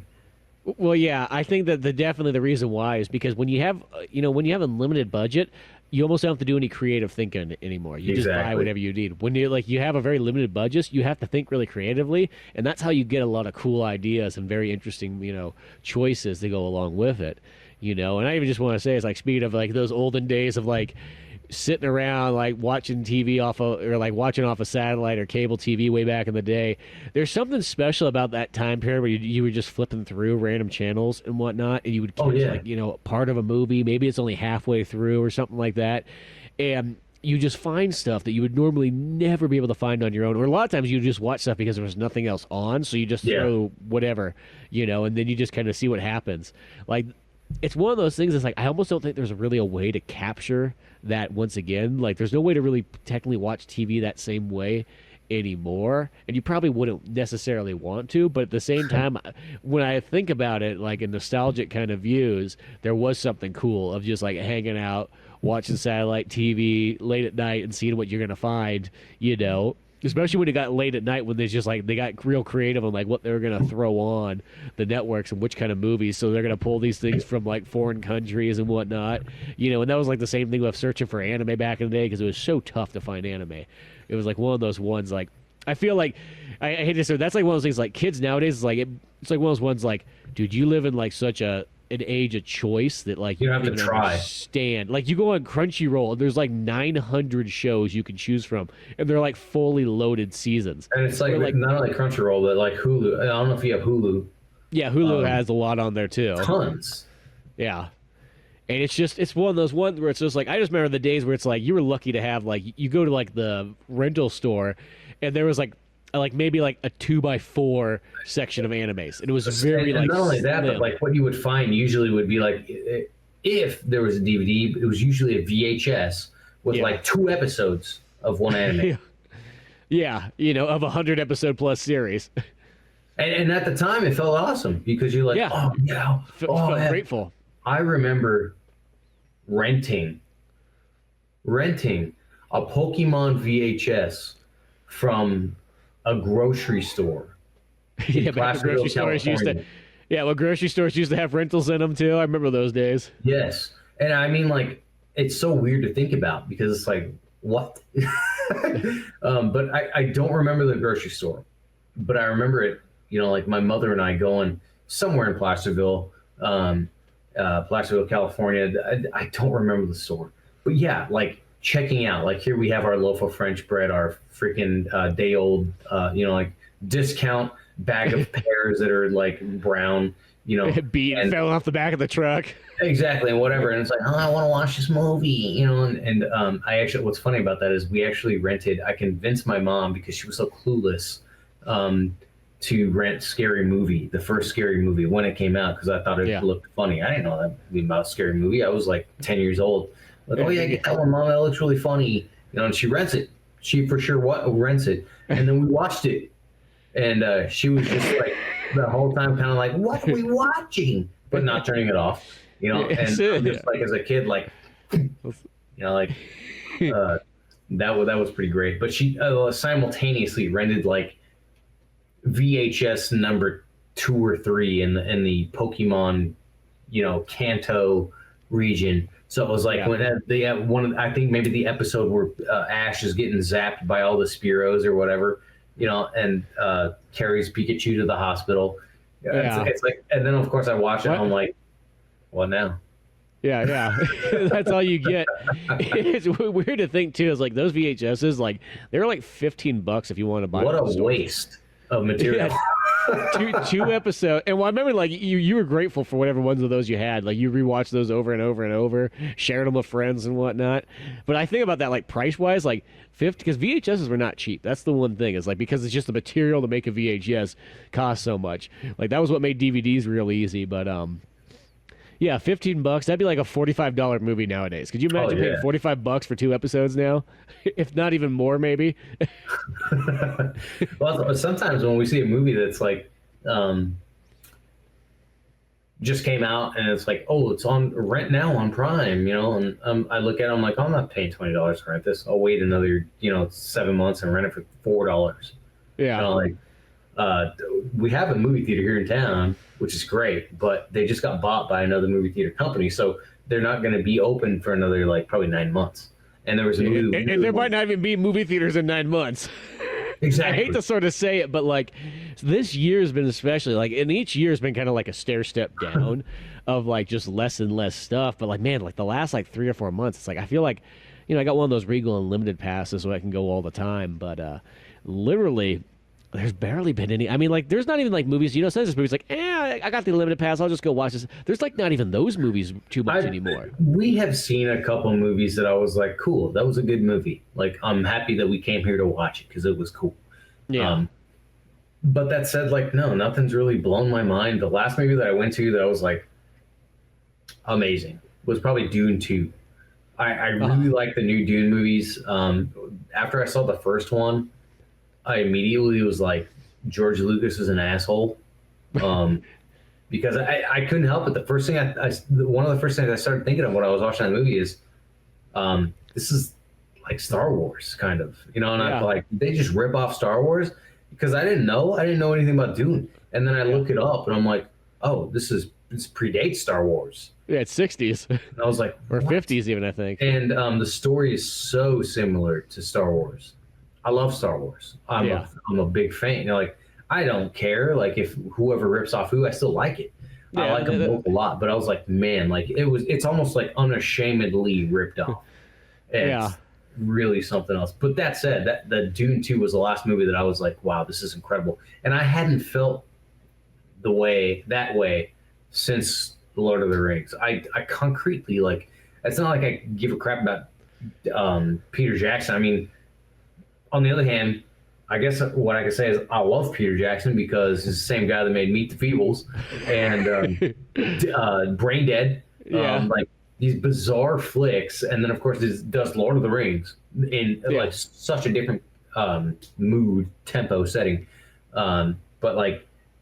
So going from that to that is very interesting, but still, I hadn't felt that way since Lord of the Rings because I felt like Lord of the Rings was the last incredible epic that was put out in Hollywood. Just haven't seen anything since that really blew my mind. Yeah. I love the Batman flicks. I know how divisive the Christopher Nolan Batman movies are, but I love them. Yeah, they're excellent. But yeah, it's more just quantity wise. There's just not a whole lot coming out, and even Christmas time. I remember back in the day, it seemed when it came down to December, I would literally be going to the movie theater every day for 2 weeks straight because there was so many things to catch up on that you'd just be going. And now it's God, I look this year, I'm like, well, other than Sonic the Hedgehog 3, that's the only thing I really care about. I haven't seen any of the Sonic movies. You haven't seen? God, I kid you not. They are extremely good, really fun. It was like the movie that was destined to fail at first, and it's amazing how you can just turn that ship around so hard that you turn this into a pretty darn good movie. And so I'm really looking forward to Sonic 3. You should check out 1 and 2. That they are. Yeah, I'm gonna. You'll have fun. One thing about that too is I watch a lot. I watch too much YouTube. I watch more YouTube than I watch anything else. I watch a lot of reviews. I watch a lot of commentary and just nonsense at the end of the day. Just garble, whatever. But I watch. There's a couple channels. One of them's called Nerdrotic, and then the other one's called the something drinker, but something I can't even remember at this point. But they are always they're critics for movies, games, anything comic related, so on and so forth. Critical Drinker is the guy's okay, I've heard of that YouTube one. name. they're always criticizing a lot of movies and stuff like that. But one thing I've found that is a common topic amongst different YouTube creators is how the budgets of movies just keep increasing, but the quality of the movies is not increasing. No, that's totally true. Like hundreds of millions of dollars going into some of these movies, and you're like, why? Like, I'm not seeing any significant changes in visuals, significant changes, or just anything mind-blowing with plot, writing, whatever, and yet here you are with a budget of like, $600 million on a movie that made like 23 million, Yeah. I totally pull those out of my butt, those figures, Yeah. but it's kind of like, if you look into them, you're gonna be like, this is weird. Like the Snow White fiasco of a movie. I don't know if you've seen anything about that. The Disney Snow White, the live action that's supposed to come out next year or something. Yeah, that looks terrible. That unreal budget, like millions upon millions of dollars of a budget, and there's only like 3 actual actors because the rest of it's all CGI. Yeah, it's probably gonna look like crap because I hate to sort of say it, like all those like Disney like rehash movies, like they look cheap as fuck. Like it's one of those ones. It's like it's funny how CG lots of times it starts looking worse and worse. It does, and it's that thing that like you got to go back to the old days of like where when you use CG, you use it for the stuff that you truly can't do practical. But if you can do it practical because that's what's gonna make the movie look way more real. Once again, I always go back to Lord of the Rings on this. Like, I feel like that was about the time where CGI peaked, because they still used a lot of the practical effects, makeup, prosthetics, and then the CGI where, what are you going to do for a dragon? Exactly. Right? Yeah. Yeah, so the CG complements everything else because of that. And, well, speaking of Lord of the Rings, there is that new Lord of the Rings movie that comes out in December. That one I'm looking forward to. The Gollum movie? No, not the Golem movie. It's the one's like the anime one. Oh, I didn't know anything about it. Yeah, it's literally like Lord of the Rings anime. I couldn't tell you exactly what the story's based on, if it comes on one of those miscellaneous other books or something, but it looks pretty cool. And it's actually coming out in cinemas. I think it comes out literally around Christmas time. Interesting. Yeah, it actually looks pretty cool. Peter Jackson's literally producing it and whatnot, so it falls in the line there. But yeah, that's kind of the problem is that so many things, it's just like the CG takes over and it loses a whole lot. And yeah, and I think that's kind of it, But I just think that movie theaters in general, I still do not understand how movie theaters are staying in business. Like, it's a giant piece of real estate. They got the AC and the heaters running full blast whatever time of year it is. I mean, like, you go into like a movie opening day and there's like 10 people in there. I'm like, this cannot be paying for anything. 10 people? Like, dude, there used to be a time period where like the movie would be out for like 3 weeks and you would still go to a screening and it would be jam-packed to the max. You know what I mean? I think some of these places, a normal movie theater, I don't know how they're doing it. I keep seeing more and more places pop up that I think what's happening is other things are paying for their rent and or just their overhead. I mean, so what we had in town here was an AMC. And I got to tell you, I'm not that upset about AMC going away and this new theater coming in because I got real sick of seeing Nicole Kidman every time I went to a movie telling me about how magical watching a movie was. So it was every time before the movie, it's Nicole Kidman comes on screen talking about how memories are made in the movie theater and all this different shit. And I'm like, okay, just get on with it. I don't want to watch you no more. I've seen you about 25 times already in the last year and a half. But See, they're so cheap that they can't even get another commercial.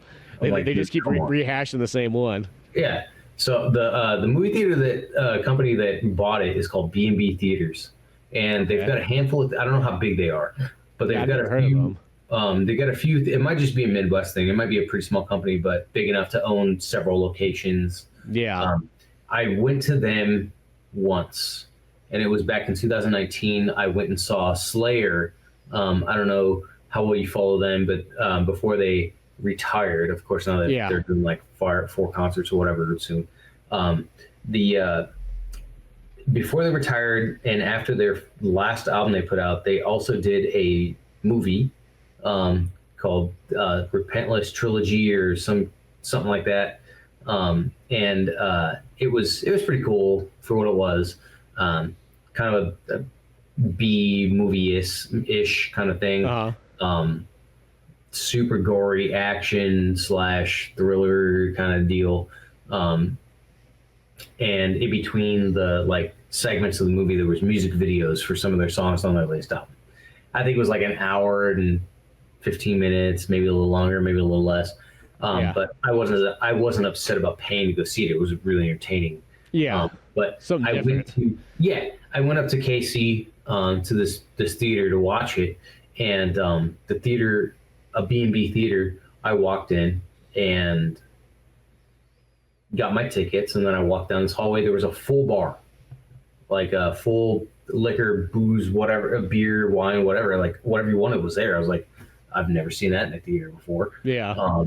And then when I went into the actual showroom, my theater, they not only had like full reclining seats that were like they were massive, almost like couches for everyone, but they also had tables. Where I was sitting, I was at a table. My seat reclined. It was very comfortable, but I push a button, all of a sudden, like somebody would come out and take my order for a full course dinner if I wanted. Order whatever from the bar, snack. I didn't really order anything because I wasn't there for dinner, but it was kind of interesting. I'd never been in a theater like that. It was super plush and whatnot.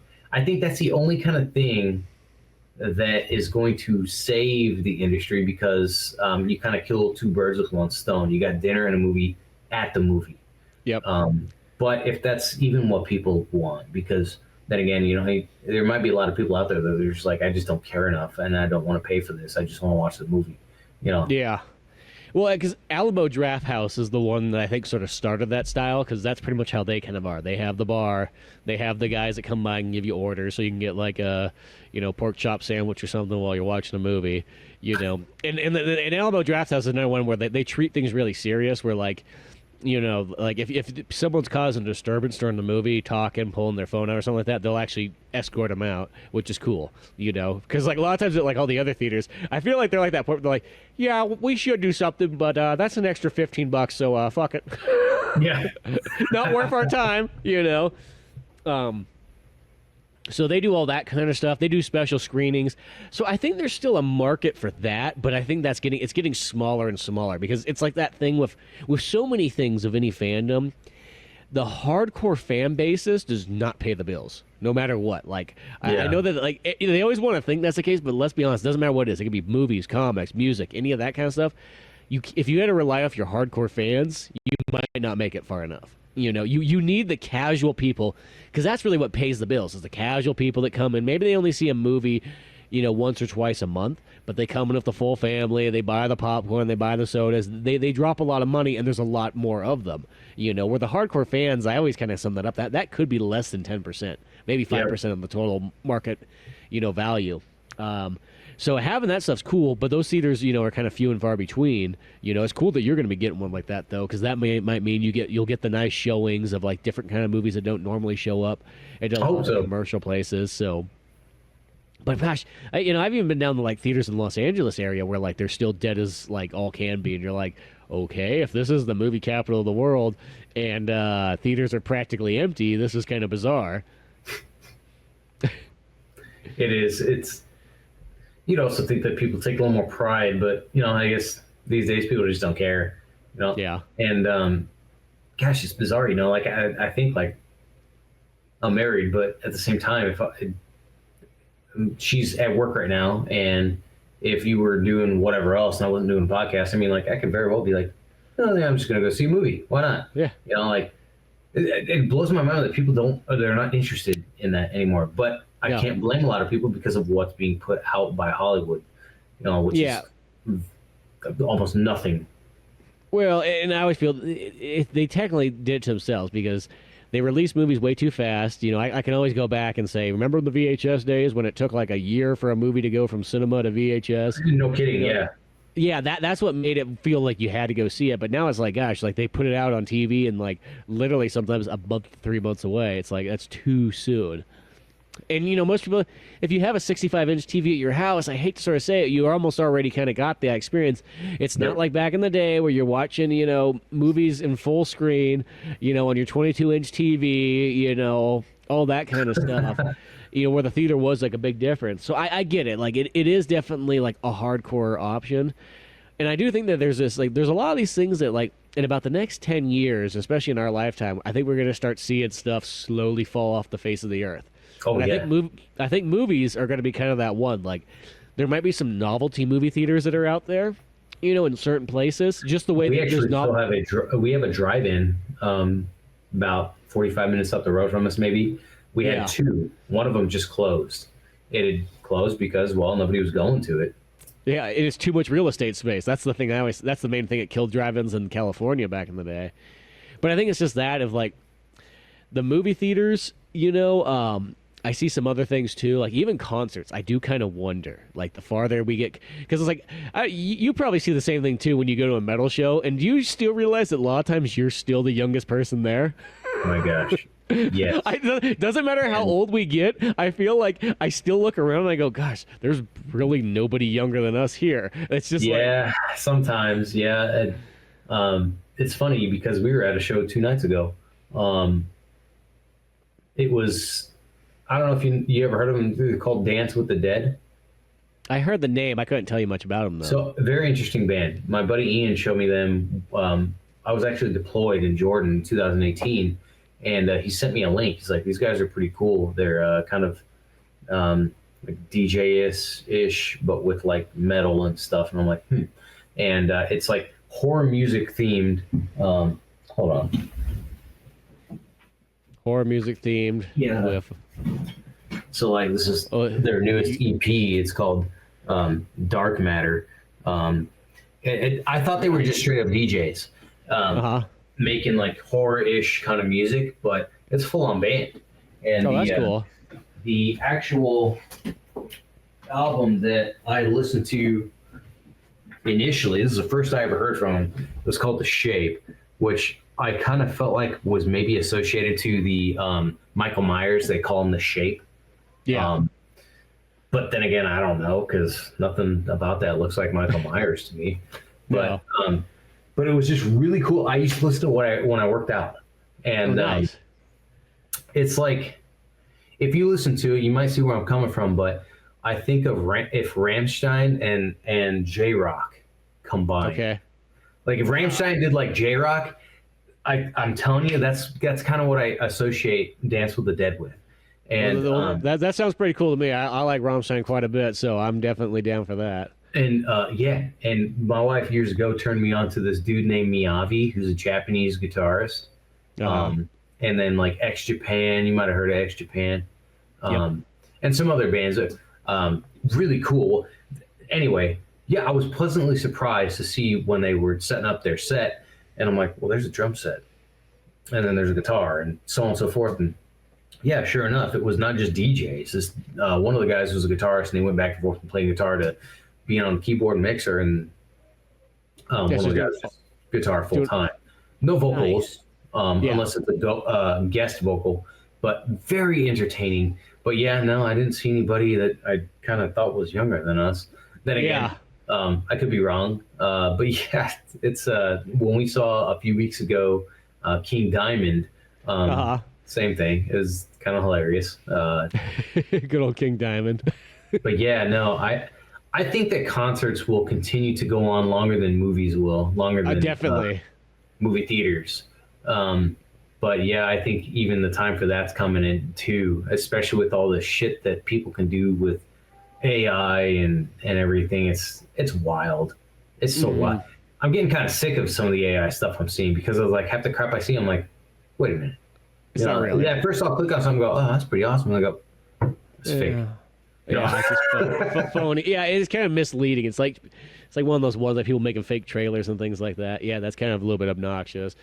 But it's just one of those ones, and I'm not saying it to be like a negative thing or anything like that, but I just feel like it's just gonna come. It's just like the movie theater is definitely. I still feel like if I show up to the movie theater like any moment now, and I was like, oh, the doors were just all like chained shut or something like that, it would not surprise me. It would be like, oh, okay, I knew this was kind of coming, I want it to last because it's like all I know, it's like it's weird. It's like we're in like that trapped kind of section where like we were really like raised on all this kind of stuff, and it's just now like falling off the face of the earth, like slowly, like physical media and all that kind of stuff. And there's people that like it'll try to hold on for like a brief moment, but like it is that thing. It's like, let's be honest, it's still like a novelty thing and so on. Yeah. No, it is.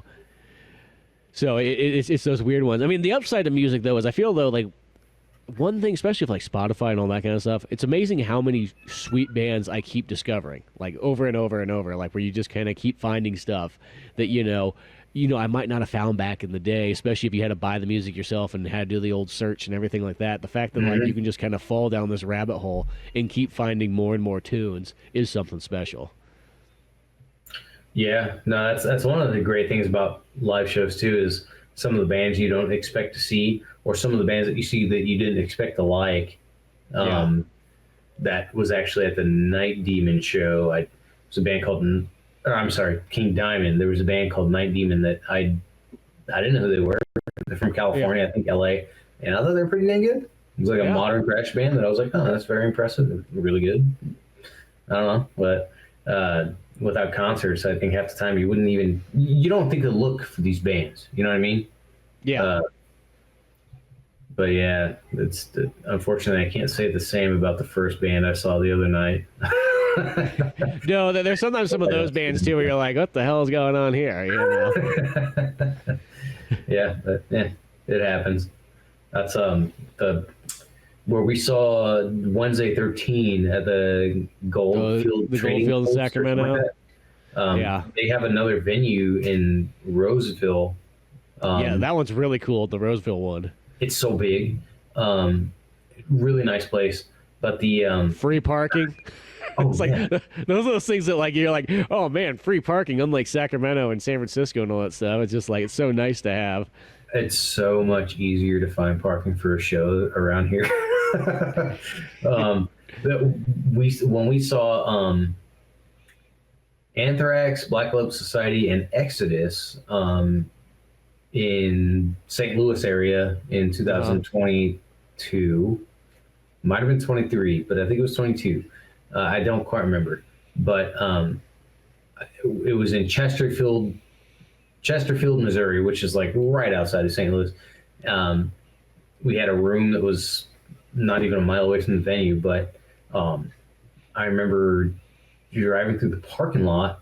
The venue was like part of a strip mall, and there was a cop sitting in the parking lot, and there was like a million empty spaces in the parking lot. And I just drove up to this police officer. I'm like, hey, am I allowed to park anywhere over here? He's like, yeah, that's fine. Yeah, you're good. I'm like, okay. Yeah, and I'm like, this has never happened. I don't need to pay $80 for 2 hours, and I was so stoked. And then, of course, when we went to Ohio a while after that and saw Crypta, Morbid Angel, and a few other bands, it was the same thing. Like, it was like a parking lot for Walmart, and there wasn't a lot of cars out there. I just went and parked, and I'm like, cool, we're good. Like, this is amazing. Yeah, exactly. You're not just searching for like some parking tower and whatnot. Hopefully hoping you're close. You don't have to walk like 25 blocks to get to the concert, and then you have to do it on the way back. Casey's not bad. It could be better, but it could be a whole lot worse. It could be San Francisco. yeah, it could be that challenging of it, The thing that always pissed me off was like in San Francisco, I had the luck of finding these garages that were like they closed at midnight, no exceptions. I'm like, if I didn't park there, I'd spend another 40 minutes looking for a place that maybe would be full. Yeah, it's like, well, what's with the closing at midnight parking thing? Well, San Francisco's a weird town because that town, like 90% of the town shuts down by like 9 o'clock. And you would think, like, why? Like, this is a city. What the hell? It's a major city in America, and for some reason that town, and by midnight that town is like a ghost town. It's the strangest thing. You can walk down Chinatown, and if you're walking there at midnight, you won't see a single soul. That place is jam packed to the max all day long. At midnight in Chinatown, you can hear someone shitting on themselves in the Tenderloin. Yeah, it's like that's how far away. Because the Chinese people make sure there's no hobos in there. That's definitely for sure. But yeah, it's so weird. It's like, yeah, so if like a concert ends, it's like one of those ones like, well, guess what? There's nowhere to go eat. There's yeah, your parking lot's gonna be closed. They probably shut down the bridge. You know what I mean? Like, oh, we don't want anybody going out. The BART station closes. Yeah, it's all these things are going. You're like, dude, what are you doing? It's hilarious, man. When I first brought Juliana to San Francisco, well, she flew to San Francisco, but it was South San Francisco where the airport is, and I didn't really. She got there. You go San Mateo, skip. You could skip it all. Yeah. But when we actually went to San Francisco the first time and kind of explored a little bit, I remember we went to North Beach first, went to Tony's Pizza Napolitano, which is some of the best pizza you're going to have.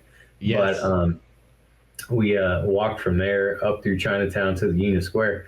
And before we got to Chinatown, I told her, I'm like, all right, we're going to get up here and it's going to smell like shit. And I'm not even kidding. It's going to smell terrible, just so you know. And she told me, she's like, I thought you were just kidding. I thought you weren't serious. I thought you were just being mean. And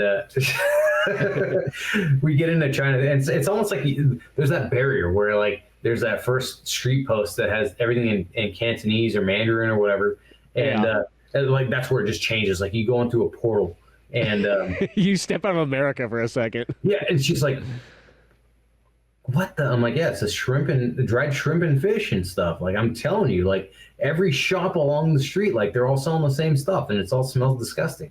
Maybe it tastes great, I don't know, but it smells terrible. Yeah, it's just got that hardcore seafood smell. And she's like, I can't believe this, you know. And then of course we get out of the Chinatown. She's like, that was unreal. I'm like, I told you, I wasn't kidding. You know? And then of course once we get to the Union Station, the first thing she sees is some dude doing that, you know. Yeah. Like yeah. It's soaking in. Yeah. I don't go do a little trip up there, or not really a trip, but go there just for the day, you know, next month, just to see how, you know, war torn it is. 'Cause I know it's just like getting worse and worse. I feel like you're going on the safari when you go to San Francisco anymore. Just it's like that town is just crashed more than anything else.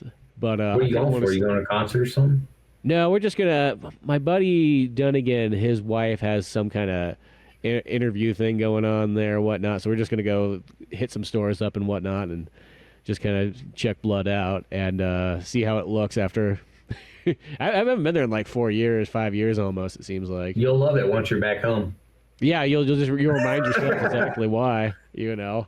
So yeah, it's that kind of thing. You're probably like, I'd rather just go to San Jose. Gosh, man, I remember the last few times we had to go down to San Jose because my dead uncle and I was doing his probate and stuff. Like, if you don't get out of there by like 2 p.m., you're screwed. You know, like, the traffic. That traffic's worse than LA traffic. Like people don't realize that. It's terrible. I didn't know how bad it was until I had to go down there like 3 or 4 times for that stupid probate. And I'm like, dude, I don't know how, you know, and the crazy thing to me is people commute to go back and forth from home to work. Every day. Through there. Yeah. I'm like, dude, I'd kill myself. I would. Yeah. I would take a job in some small town like a McDonald's and be like, you'd probably be happier. Holy crap, man. And I don't know. That's so much time lost and that's so much energy that you just like, well, how do you enjoy your day? You can't. Well, I feel like that's the biggest thing. It's like, it's the waste of time. You know, that's like the thing where there's always those people that like, you'll see this a lot of times, people in the city, they go like, well, I got myself a house like on, you know, 5 cities out on the outskirts or someone like that, but I have an hour plus commute.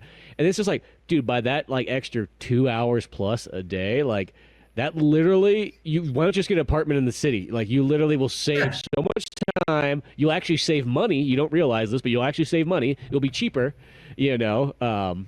Yeah, nobody saves money by living like outside of the city like that and commuting in. You think you do, but you don't. You waste so much time and waste so much extra money. Yeah, it's so silly. I think that's one of those few that like that's where the robot cars will come really into handy, and I think that will streamline that a lot better. Well, that's like I was really wanting to become a firearm salesman, and that's why I took a job months and months ago at this place in KC. Well, it wasn't what I thought it was going to be because I was not just a firearm salesman. I was range maintenance, range rental associate, a facilitator, which is basically a door reader. all these things except for actually selling firearms. And then even if I got to sell a firearm because I was a part-time employee, I didn't make a commission. It was just all kinds of nonsense. And the place was an hour and a half away. I didn't mind driving there, but I was partly because it was during the summer, but I was also only getting like they were only giving me like 8 hours a week, and I'm like, I'm paying to work here. No, I'm coming by twice. I'm like, it'd be one thing if, like you said, I lived in the city, I wouldn't care that much, but I didn't. Yeah. And eventually, I'm like, this is really stupid. So many times am I like, I'd rather be bagging groceries at Walmart than you hate to sort of say it, but there's something to be said. If you can just keep that as your job as casual as possible, and you can almost keep your commute next to nothing, you know. I mean, I'll say that was like the thing I did love about when I did live in San Francisco for that little while, though, was the fact that that city's so small that you can walk like everything. Oh yeah, it was like that was the thing that just blew my mind when I first was there. It was like, oh, I can walk out my front door. Grocery stores like 2 blocks away. There's pizza like on every corner. You know what I mean? If you want to cross the entire city, it takes like an hour and 20 minutes on foot. Yeah. To me, that was like that's mind blowing. We were out to dinner a week or two ago and talking about the difference between the geographical size and population between Kansas City and Rio de Janeiro, and then I brought up, I'm like, look at San Francisco. Like it's a tiny city geographically. It's super small. And yet it's got like 6 million people or something like that. Like some crazy amount where like Kansas City is geographically quite a bit bigger than KC, or San Francisco, but there's only like 300,000 people that live there. Yeah. When I left California initially back in 2017 when I joined the military, and then I came out to this area and I'm driving around and stuff. At first, I'm like, well, actually, even to this day, I feel like there's nobody on the road. There is. It's like it'd be silly to say like there's nobody there because there is, but it's like compared to driving to the Bay Area, to driving in San Francisco, to driving to LA, it's like you have so much road and not that many people. And it's such a bizarre polarity. Same thing in Rio de Janeiro, like traffic jam every day, no matter what. Crazy amount of people with a crazy small space. Yeah, just not enough. Too many people. Yeah. No, that is kind of the nice thing about it. I remember that just, when you just travel across the U.S. and you go through all the other states and so on like that, how you could be in a major city like Oklahoma City, even Tennessee, Nashville, any of those ones, but they're not nearly as crowded, no matter what, as like the Bay Area and, Los Angeles area. Even Sacramento, too, sometimes. Gosh, it's just so much more calm. Like you're not constantly stressed out over just all the commotion. There's commotion, like you can't get away from it, but it's just not that like nonstop nonsense. But hey, people still tell me I'm crazy for living in the Midwest, but that's I hate to sort of say we're at that point in life where like, okay, if it was like 20 plus years ago, kind of pre-internet era, that's when I think it'd be kind of tough to be in certain areas because you feel like you'd be kind of separated from a lot of things. Oh yeah, for sure. But I think nowadays it's like everything's so internet oriented anyways. It's like you're not missing out on anything. There's not really anything a city can offer you too much unless it's a very, very specific job that the internet won't provide, Yeah. So it's kind of that weird thing that I feel cities are going to lose a lot of like their, in a sense, power and mystique, and they already sort of have, just because, it's like, what do you got to really give somebody? You know what I mean? They pretty much can generally get whatever they want, from literally anywhere because of the internet and so on like that. Granted, there is some benefits. Like it is kind of nice to be able to walk to a concert or to walk to a comedy show. Because that was the thing about San Francisco. I remember like the first time I went to a concert there when I was living there, and I was like, I think it was seeing Avenged Sevenfold when they were still kind of in like their younger days. And I remember just leaving the Warfield, and I was like, I have less than a 10-minute walk back home. Not an hour and a half plus drive. Not a 2-hour drive. Yeah, I was like, oh, this is special. Yep. And, that's exactly how I feel. I don't walk home, of course, when I see a show in KC or something. But that said, like driving from San Francisco to Arnold was much more of bitch than driving from KC to where I live in Warrensburg now, because it's pretty much I'm an hour away from Kansas City. See, that's not bad at all. More or less a straight shot, like on an interstate. Once I get out of the city, it's so easy because, once again, there's nobody on the road. It's a straight shot. It's all flat, and it's just not hard. And I'm home before I know it. Every now and then I think about getting a room, but it's like, man, I mean, do I need to? I don't know. No, not at that length. That's not so bad. It's not like, because that's the downfall. A lot of times I feel like that's always what kind of kills concerts. Sometimes is like everything's fine. I don't mind the drive down there, you hang out and everything like that. But then you're leaving either San Francisco or Sacramento or something like that, and you just go, yep. Oh yeah. It's 11:30 at night right now. Got about 2.5, maybe 3 hour long drive back home. Okay. Been up probably since 6 in the morning, and how else is gonna be? It all works out, but it's like that's the part that always kind of kills it, where you go like, everything was great, and then there was that drive home, and I go, oh, okay, and sometimes I just gotta go whatever, if that's what it has to be, it has to be. But we're looking at we're checking out some different areas for when we decide to buy a house. And one of them we're looking into is kind of southern-ish Missouri, like near Springfield or Branson. It's a lot more geographically like Calaveras and Tuolumne County, much more wooded, a lot more outdoor. Like where we're at is outdoor-oriented, but there's way more like foresty kind of trails and stuff. Okay. Down in the southern end, a lot more hills. Where we're at's pretty flat. Doesn't bother me, but I kind of do miss the mountains and stuff. Yeah, you take it for granted until it's gone. You do, man. And I miss the nature stuff so much. But the a lot of bike trails, a lot of stuff like that, kayaking and whatnot, and a little more affordable too. But we really want some acres. I don't know if that'll be next year, or the year after, or what. But here comes my other cat. There you go. No, just camera blocking. There you go. but yeah, no, there's something to be said there. I don't know, it's such a trade-off, because I always go back and forth, being out in the woods. Don't get me wrong, I like a lot of the aspects of I just love my privacy. Yeah, I like the idea that I could go outside and I could take a pee in any corner, and no, it's not going to bother anybody, and I just have the ability that I can. It's, you know what I mean? It's ultimate American freedom. I mean, as I said, yeah, exactly. Just go. Any corner is fine, I just find the cat and I pee on it, and then he goes and cleans himself. It's his problem now. He'll clean himself off. Yeah, he's got that ability. But you have that. But then, as I said, the trade-off is there is something you said when you are kind of closer to a city. Is it something nice when there's just events, especially when there's like those? I always call them like small events, not like something like you really want to see, but there's like that stuff that I'll use Sacramento as my example. But like if you live kind of in Sacramento, I would probably hit up like the Goldfield and all the other little shows. Oh, yeah. There's like that Blue Lamp or whatever the heck there is that has like tiny ass shows.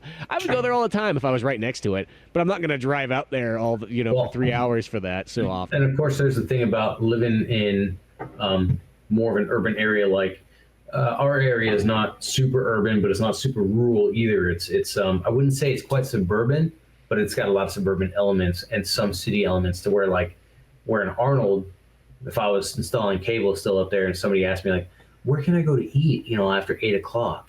I'd say maybe try Chevron, maybe get a burrito, microwave. Here, of course, I don't have that problem. I've got Little Caesars, I've got McDonald's, Taco Bell, Chipotle, Wendy's, Arby's. Like, there's a lot of stuff, and it's a small town, but it's still urban enough that it's got those conveniences, and so many people take that for granted. Yeah. Do I eat that crap all the time? No. But is there a night where I come home from a show or I got off late, I don't feel like cooking, and I'm like, well, an Arby's roast beef sandwich, I think it's probably going to do the trick. Yeah, exactly. Yeah, and there's something nice to be about have that, or I mean, I'll even say even like in San Francisco, the one upside is like we were like dialed in on all the different pizza parlors you could go to throughout the middle of the night. It was important to know, and there were some damn fine ones where like you could go and get, a couple dollar slices that were just fully loaded and so on like that. And it was just like, oh, I am telling you, some of the best pizza I've ever had currently in my life has been at a Midwestern a general store chain called Casey's.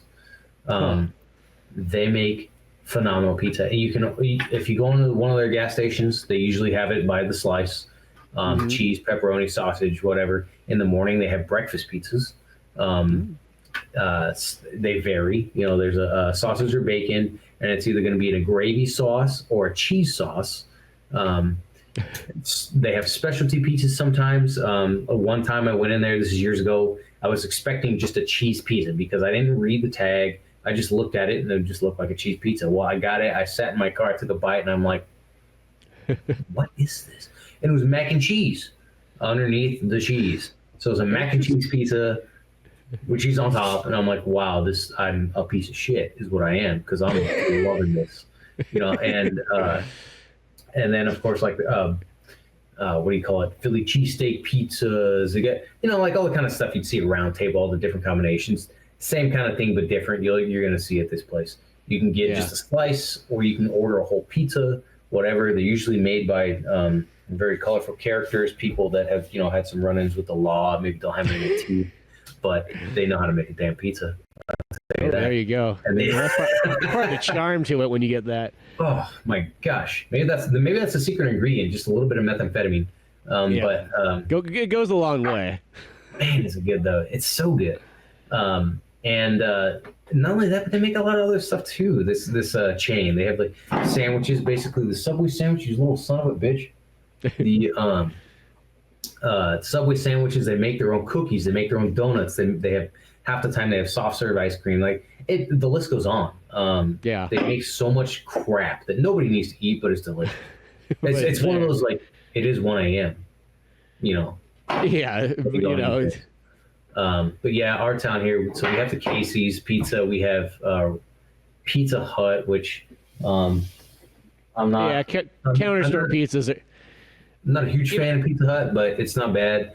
No, it's not the worst. It's one of those ones. Yeah, it's like if you had to, if options are limited, you can't. You know, it's decent enough. And one of the things too about Pizza Hut is I'm not crazy about the pizza, but their deals are really good. Like the family dinner box or whatever, it's like $20, and you've got like 2 medium pizzas, a thing of breadsticks, a thing of cheese sticks, some chicken wings, and then the dessert sticks and whatever. I'm like, yeah, that's a great value. But then I order it and it gets to my house. I'm like, but I don't want it. It's I only want like a couple slices of pizza. I don't want the rest of this. Yeah, but, exactly. You know, great for parties and stuff.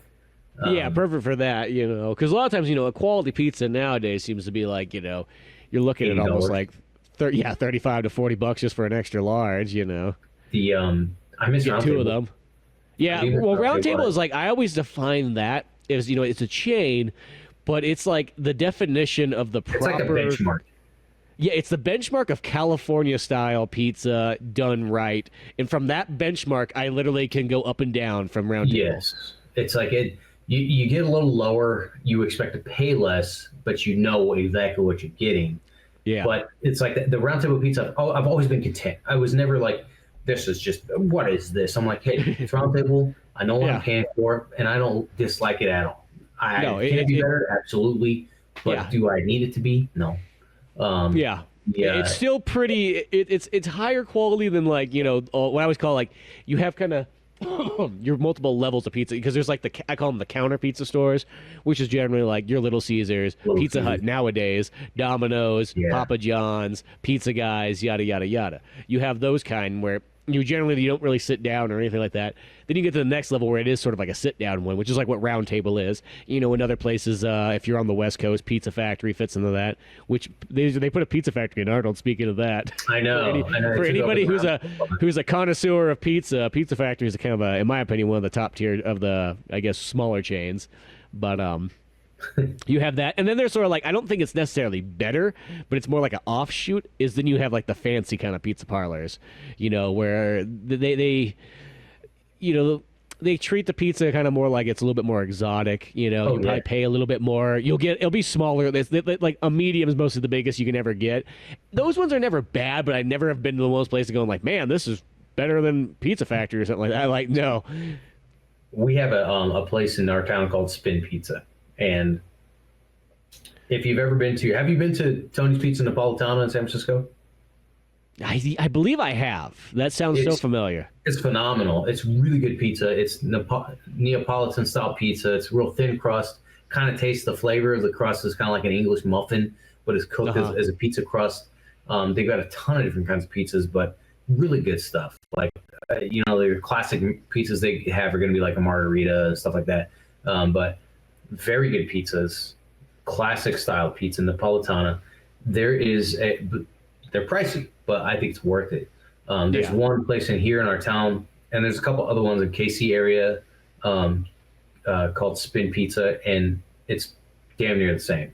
Their selection is not nearly as vast as Tony Pizza Napolitana in San Francisco, but it's really good. They have a great selection. It's real thin, that Neapolitan style pizza, and it's just so good.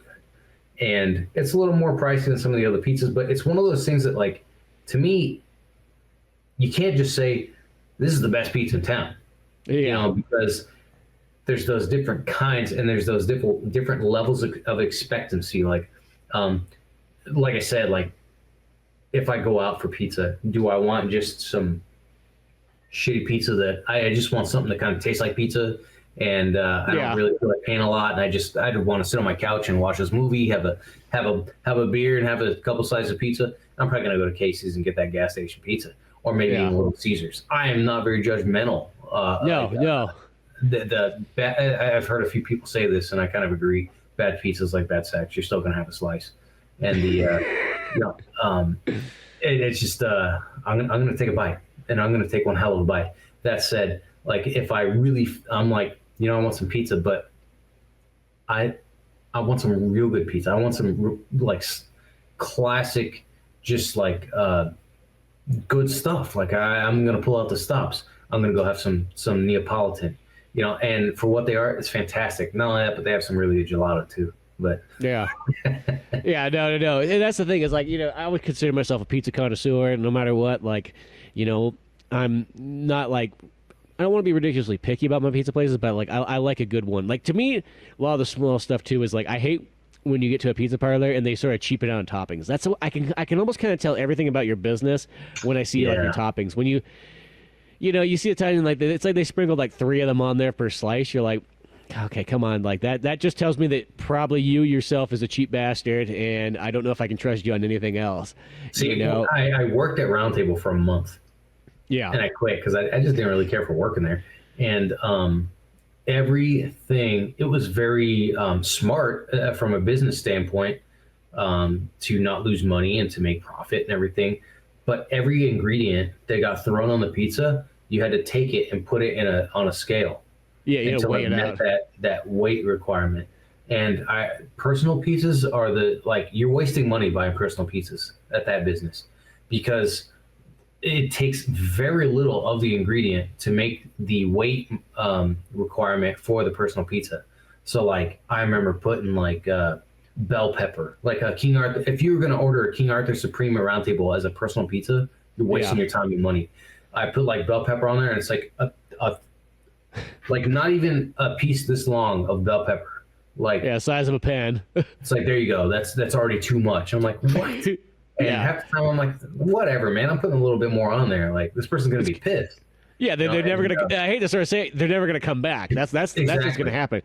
It was the same thing with the mushrooms. Like half a mushroom and all this. I'm like, this is so dumb. Yeah, it's that weird thing that like you. But that to me is like, I always say that, like, I don't mind if you got to charge a little bit more, by all means, but make sure you fully load that pizza. That's what's important. Like, I'll pay the extra couple bucks if that's the case. I hate when, and then there's those restaurants that'll charge you an arm and a leg, and then their pizza's like very lackluster. You're like, dude, Little Caesars is like kicking your ass. So I don't know what you did wrong today. It's like, at that point, if that's what the pizza's like, I feel like I ought to just give the customer a loaf of Wonder Bread and some Heinz ketchup and be like, here you go, have at it. Like, yeah, here you go, pizza at home. Yeah. No, that's that one where it's like, I get it. Yeah, once again, you got to kind of save money, but like, it's one of those things. It's like, I think you're better off delivering a better product than trying to make a higher profit margin. Oh yeah. But yeah, as I said, for pizza, that's the thing is that's what makes a good quality pizza. And some places you'll see them, and when I can just kind of tell when you see that, like, the toppings have cheapened out a bit. I'm like, yep, that tells me kind of all I need to know here. We have another. It's not a pizza restaurant. It's just a straight restaurant and like bar, pub, whatever, sports pub, called Fitters, and they make pizzas that are tavern style, and just a flat pizza, thin crust, almost cracker like on the bottom, and are cut in square pieces. And I thought it was going to be kind of shitty when I first tried it. This was years ago, but man, was it some good pizza that I'd never had pizza like it. I thought it was so good. And I'm very picky. Like, I don't like, when it comes to pizza, I don't want to say I'm picky. I'm just very judgmental. When you're passionate about something, you're like, I don't know about this. But the like garlic sauce, it annoys me when people call their sauce a garlic sauce when there's no garlic in it and it's just like an Alfredo.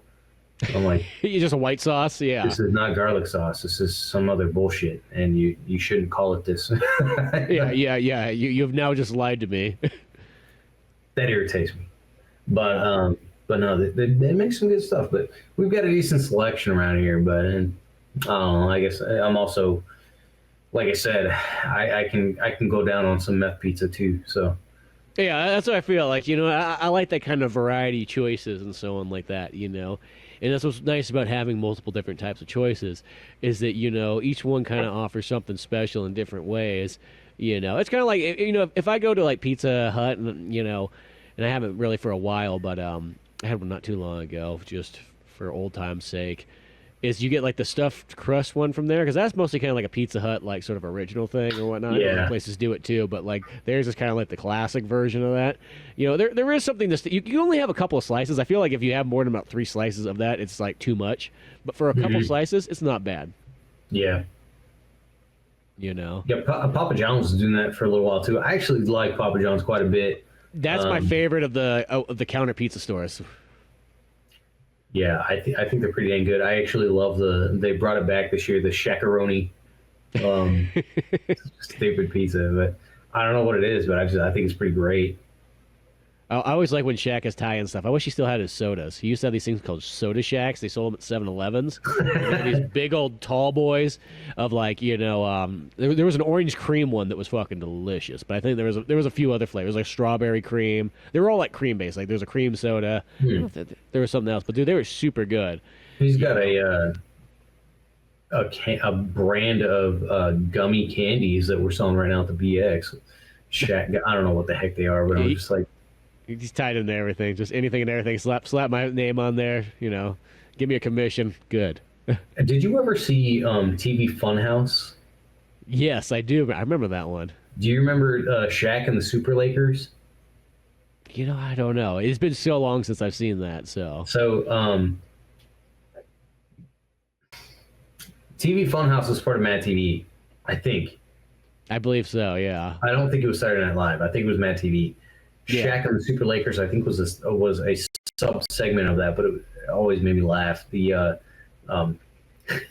it's kind of appropriate now, but I could in that cartoon, Shaq was always saying he was just like doing shit to piss Kobe Bryant off. Oh damn it! Now I feel like an asshole and a racist, I guess, because I just confused Kobe Bryant with P Diddy. But I was just thinking like, oh yeah, it's so appropriate. I'm like, oh, I hate you, Kobe. Yeah, take that, Kobe. And meanwhile, Kobe Bryant's dead, and the person I had in my mind was Puff Daddy. But so there's a skit. Whatever. So that's kind of how it is, yeah. But I do remember that, because I do remember watching Mad TV back in the day. But I probably haven't seen that in 20 years. It seems like, if not longer, probably since the early 2000s. I have this note card here on my desk that just says Cannibal Holocaust, and I have no idea what that is from or why I wrote it down. I think we talked about that. I might have mentioned that to you, because that's a great movie. Yes, you did. Now I remember. Yeah, because it's one of those, it's kind of like a found footage like movie, and it's like from 81, and it's Italian, and just, has real death in it, and, mixed with some good. Speaking of like, Hollywood movies not being able to do special effects super well, that movie does special effects like nobody's business. Like, they do them extremely good. Have you seen the Terrifier movies? No, not yet. But I think didn't we talk about those not too long ago? We might have. So I didn't really have any desire to get to watch them again, but sure enough, Juliana and I watched them. The third one is out in theaters, or it is now not in theaters. Either way, I don't know, but it was. It was, because I thought about going to see it in theaters, even though I didn't see the first. Well, there's like 4 of them, technically, ironically. Well, so Terrifier in itself, there's 3. But there's one. There's like a prequel one. There's a movie called All Hallows Eve, and the character from Terrifier, Art the Clown, is in All Hallows Eve. So it kind of, his character ends up just, the director made a Terrifier, made his own movie. Spin-off. So and the first one is iconic as a B horror movie, has a huge cult following, super small budget compared to number 2, and henceforth number 3. We didn't see the third. I kind of wanted to after we saw the second one, but the first one worth watching once, maybe twice, I don't know.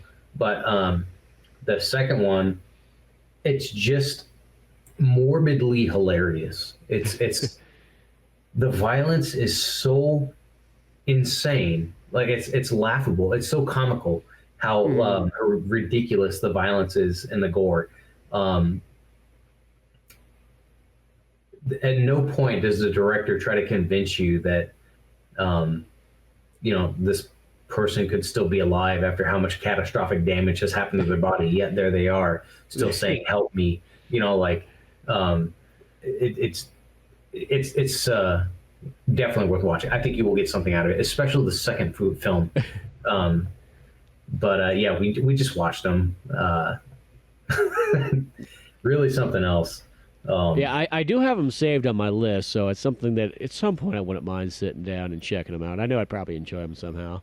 And after I rewatched them, maybe I'm just a sick individual, but it wasn't as bad as I remembered. Like, I wasn't nearly as like, oh my God. Yeah. I was just like, oh, okay. It's just another horror movie, yeah. And then the second one too, like the comic relief is very, how do I say, refreshing maybe, because there's a little bit, very little bit in the first one. It's just much more. The first one's very blunt, very in your Dark face, and serious. Dark, serious. There's a tiny bit of comic relief, but not really much at all. The guy Art the Clown, he's mute. He's like a mime. He doesn't have any dialogue. But in the second one, it's just so. Yeah, you'll see it when you watch it, but it's worth a watch for sure. No, I definitely gotta check that out. Well, that, and then we'll figure out whatever the heck we want to watch next. But we've been going for a good while here, and after all that pizza talk, I'm starting to get kind of hungry. So I think it's time to wrap it up. I'm gonna cook myself some steaks, before I go to bed, and go from there. But beyond all that good fun stuff, go check out oldmanorange.com while it's still around for a little bit longer. And then till then, I'm Spencer Scott Holmes. And Dave Candito. And we'll see you some other time. Sounds good.